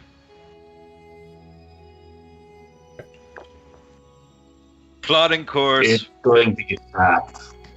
It's got to be out. Do note, depending on your plotted course, you might be intersecting that Imperial cruiser again. What do we care? They don't mind us. No, but they might have work for you. If they know you're in the sector. I think we could use a break from these terrible monstrous creatures in temples and resurrecting Sith and helping them with their rituals. What would you rather be doing? I think we should go to the scrapyard. I think I'd rather be fixing engines, but you know, all in due time, I'm sure. Right, we'll go to Tatooine then. We'll get out of we'll get away from all of these petty politics, and we could gamble and sell conceit. I don't know. Do you have a family? I don't know. I don't think so. Well, maybe we could sell to some Jawas. I don't know. But Sell a Jawa to some At Jawas. the very least, we will see what she's worth. That's reasonable. there I are get some to interesting share- things. We could go to a pod race. They got some great stuff on Tatooine. Oh, yeah. I do not know about some of those pod racers. They are fairly poorly assembled oftentimes. They I are could build one. by no means mechanical marvels, to say the least. It's okay. You're giving me the parts and I build one. What is for you? Well, we picked That's what you up pod on racers sound like. Malastare, so Wow. I'm assuming you know. You've seen them. So, to Tatooine? Yes. Tatooine. All right. Your jump will take a couple days. It's a long jump, so you're gonna make it safe and do like a mid jump, not a direct jump. Or you can take a direct jump there, but you're looking at like at least 72 hours at an even pace. So you have a couple days of downtime. Hey, DM. Yes. How are my orbs doing? Oh, thank you for reminding me. Let's Let us percentile. Let us percentile what happens with the set orbs and the space jump. Oh. David, do you have to see these beautiful orbs I got that I got from the tube from the sky and from the planet? They're so pretty. I hang them all around the ship. Okay, Is she gonna kill all of us? it's quite possible. Either her or Volwa with his device that's either ticking up to something or ticking down to something. Oh, that's right. Wait, Uh, what? The tubes that they stole from the blind I lady. didn't steal it. I got them as a reward for giving them a burnt stick. Right. Yeah. So the tubes that they stole Volwa found a mysterious ancient time device that is either counting up or counting down to something in his tube. What Cell found in her tube was one tube had 3 orbs that had different slash marks on them that appear to be cursed, and they were used as hexes against people from a particular race. I don't recall what it was. What was in your second tube? It was a light cube. It was a cube that had some sort of flashing light on it. That's right. A cube that was sending a mysterious signal that had different colored flashing lights upon it. And up all my orbs around the ship. And she decided that it would be brilliant to put these nice little orbs as decorations on each side of the ship. In my rat hole where I put everything. Mm-hmm. Let me see what happens here.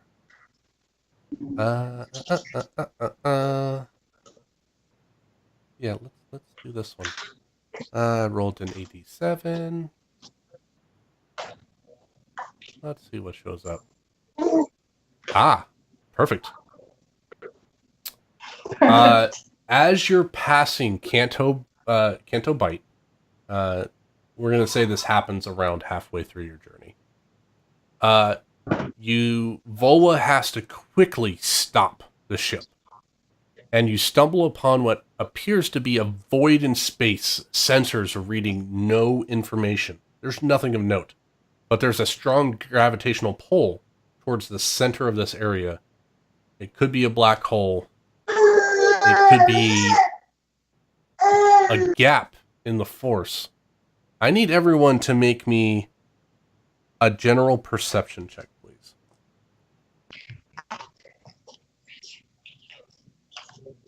First for Cell. Okay. And for Scales. Awesome. Oh, I don't know if I had advantage on that. So the natural 20 was the first one. That's perfect. So Cell and Amic, you are kind of not having any duties during the flight. So your focus is more inward at the moment, and being this close to this hole, you're feeling like your connection to the Force is being drained. And in the back of your head, you're hearing voices feel like they're being extinguished. And at the same time, you feel like there's being a draw. Like when you close your eyes, in your mind's eye, you see the stars, you see the planets. It expands out. And you're seeing, amidst the darkness, what looks like white and gray lines being siphoned off planets, being driven and pulled into this dark hole. And it's starting to feel empty in this corner of the galaxy. Maybe we should go up there and see what's happening. You're right next to it. You're right next to it. Oh. Guys, my brother's not over there. They're gonna sit up and not just me. Do they have too much of that spice stuff over there? So Volwa and Skathos, once you draw your attention away from your duties, you flash into that image of lines of something being sucked and forced from planets in this quadrant of the galaxy. Well, Skathos, any ideas? Are they all being effectively sucked to a singular point, or just kind of all like dispersing? They are being Everywhere. sucked to this gravitational pull, this anomaly that's happening in this quadrant of space. Well, I'm not getting any readings on these sensors, but how much do you trust Boa's piloting skills? Perhaps we could get closer to check it out. Is there any need to check it out? Can we just go around? We could certainly fly around, go the other way, but return home even.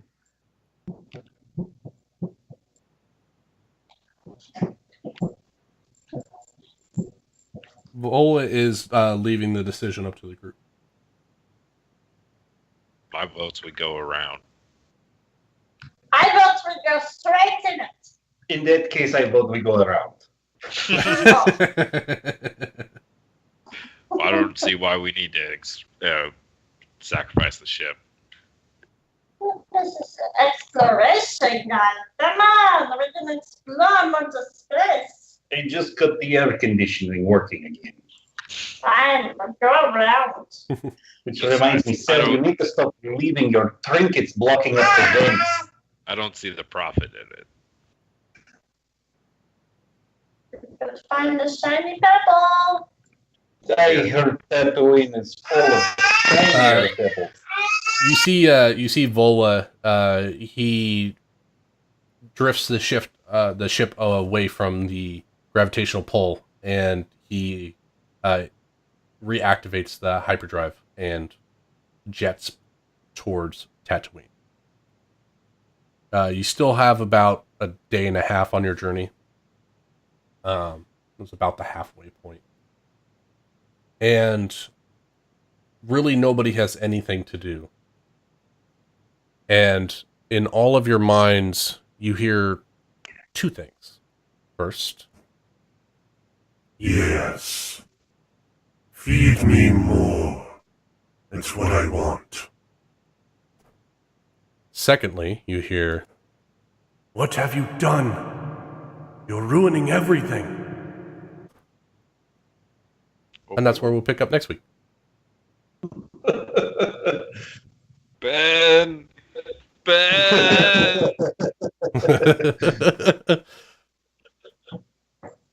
You still don't know what this... Feed me this more? he said, feed me more.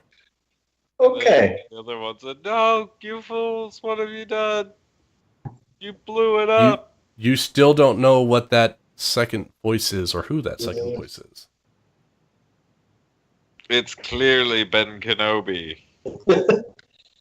If he was alive at this time. I wonder if he means old man Ben Kenobi. Oh, man. We are going to Tatooine. The ancestors of the Kenobis. Yeah, so you're hearing two voices. Before we go, Skathos, you have this holocron. Are you going to investigate it any? Like, yeah, I'll give it the once over. Okay. Plug it in. See what kind of data's on it. This is very similar to a Sith holocron that needs the Force to activate. And you have a feeling that in this particular case, it's judging by where it was and what it was doing, that you need the light side of the Force to activate this particular holocron. And this is something that, like the other holocrons, that you have to commune with this item. So there could be inherent risks like there were with the Sith Scroll, but you have a feeling that this particular holocron, if it is, say, a Jedi holocron, that it's benevolent. All right. So knowing we have like more than a day's left of travel, I'll probably be spending my time effectively still like tapping into these Force abilities, trying to like connect with it on some level. All right. And also very much looking forward to sampling that blue milk I've heard so much about on this planet. The delicacy on the planet. All right. So, would you like to commune with this holocron? Yeah, I think that's what he just said. Is that what you said? Okay. Yeah. I thought you said, oh, sorry. All right. So when you focus your force mind onto this holocron, what you see is light, but chaos within the light. And what you have unlocked is a boon from this unknown place, this unknown person. It's not dark, it's not Tulok, but it feels like it's something else within the Force entirely, and you have unlocked the reckless casting feature. And I will send that to you when I get a chance to get this stupid thing out of here. Sure. Yeah. Essentially speaking, if I pulled this from a different wizard's class, it is it's actually it's one of the Unearthed Arcana wizard classes. But what you can do is you can choose a spell. Here, let me just read it out to you. When you attempt to cast a spell you do not have prepared, when you use this ability, you can use your action and choose one of the following options. You can roll on the Reckless Casting table for cantrips and cast the resulting spell as part of the action. Or you can spend a spell slot and roll twice on the Reckless Casting table for its level, and pick which of the two results you want to use and cast that result. It allows you to cast spells that you do not have, and there is a chance that you can cast 2 spells or no spell at all. That's awesome. I'm already doing good at not casting spells. Right. So this is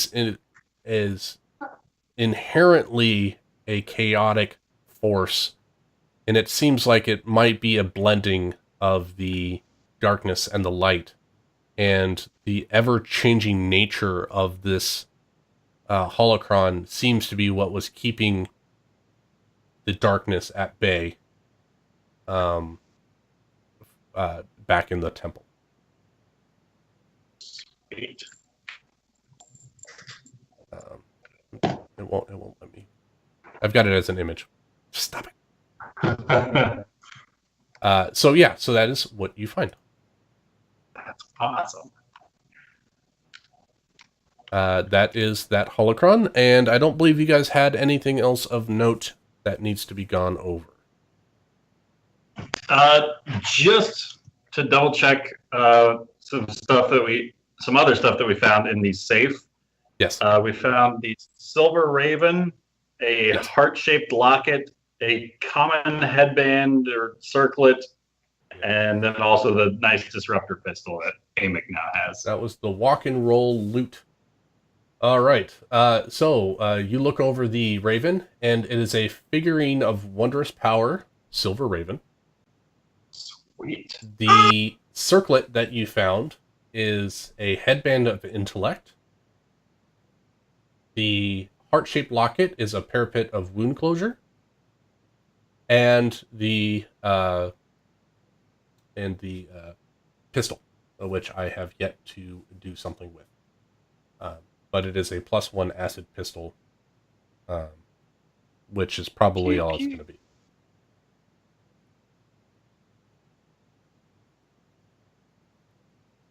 Sweet.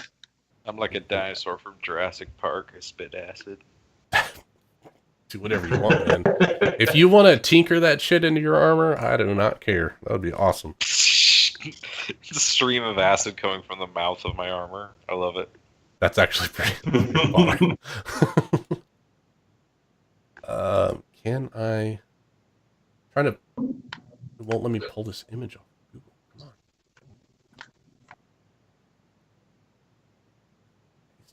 Right. All right. So, yeah. So that's where we're at. You guys have found your things. You've got cool items. You may or may have not released something evil upon the galaxy. You don't know. Lauren, Master. And there is currently some sort of force siphon in this sector of the galaxy that is draining something into the abyss. Somebody go call Captain Kirk. Yeah. And I will make the force siphon right here.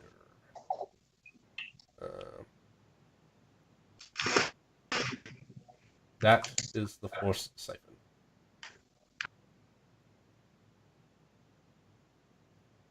I want to move you. Yeah, so that is where it is currently located. Right. All right. I hope you all enjoyed your session. Yeah. Yeah. Nick, it was good to have you back. Yeah, it was fun being here. Yeah, for real. Ooh. And So I is this can't like wait a to be forever back thing to now? kinda normal. Are you forever back? Not yet. Next no. week I still have to work Sunday, and then the week after that, I think I'm going to be back for like 8 weeks. So I get my next Sweet. group of consultants. Awesome. Yep.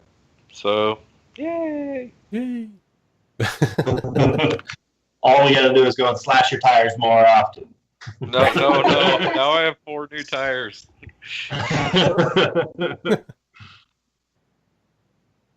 All right. Well, I guess I will see you all next week. All right. Later, guys. Bye. Adios.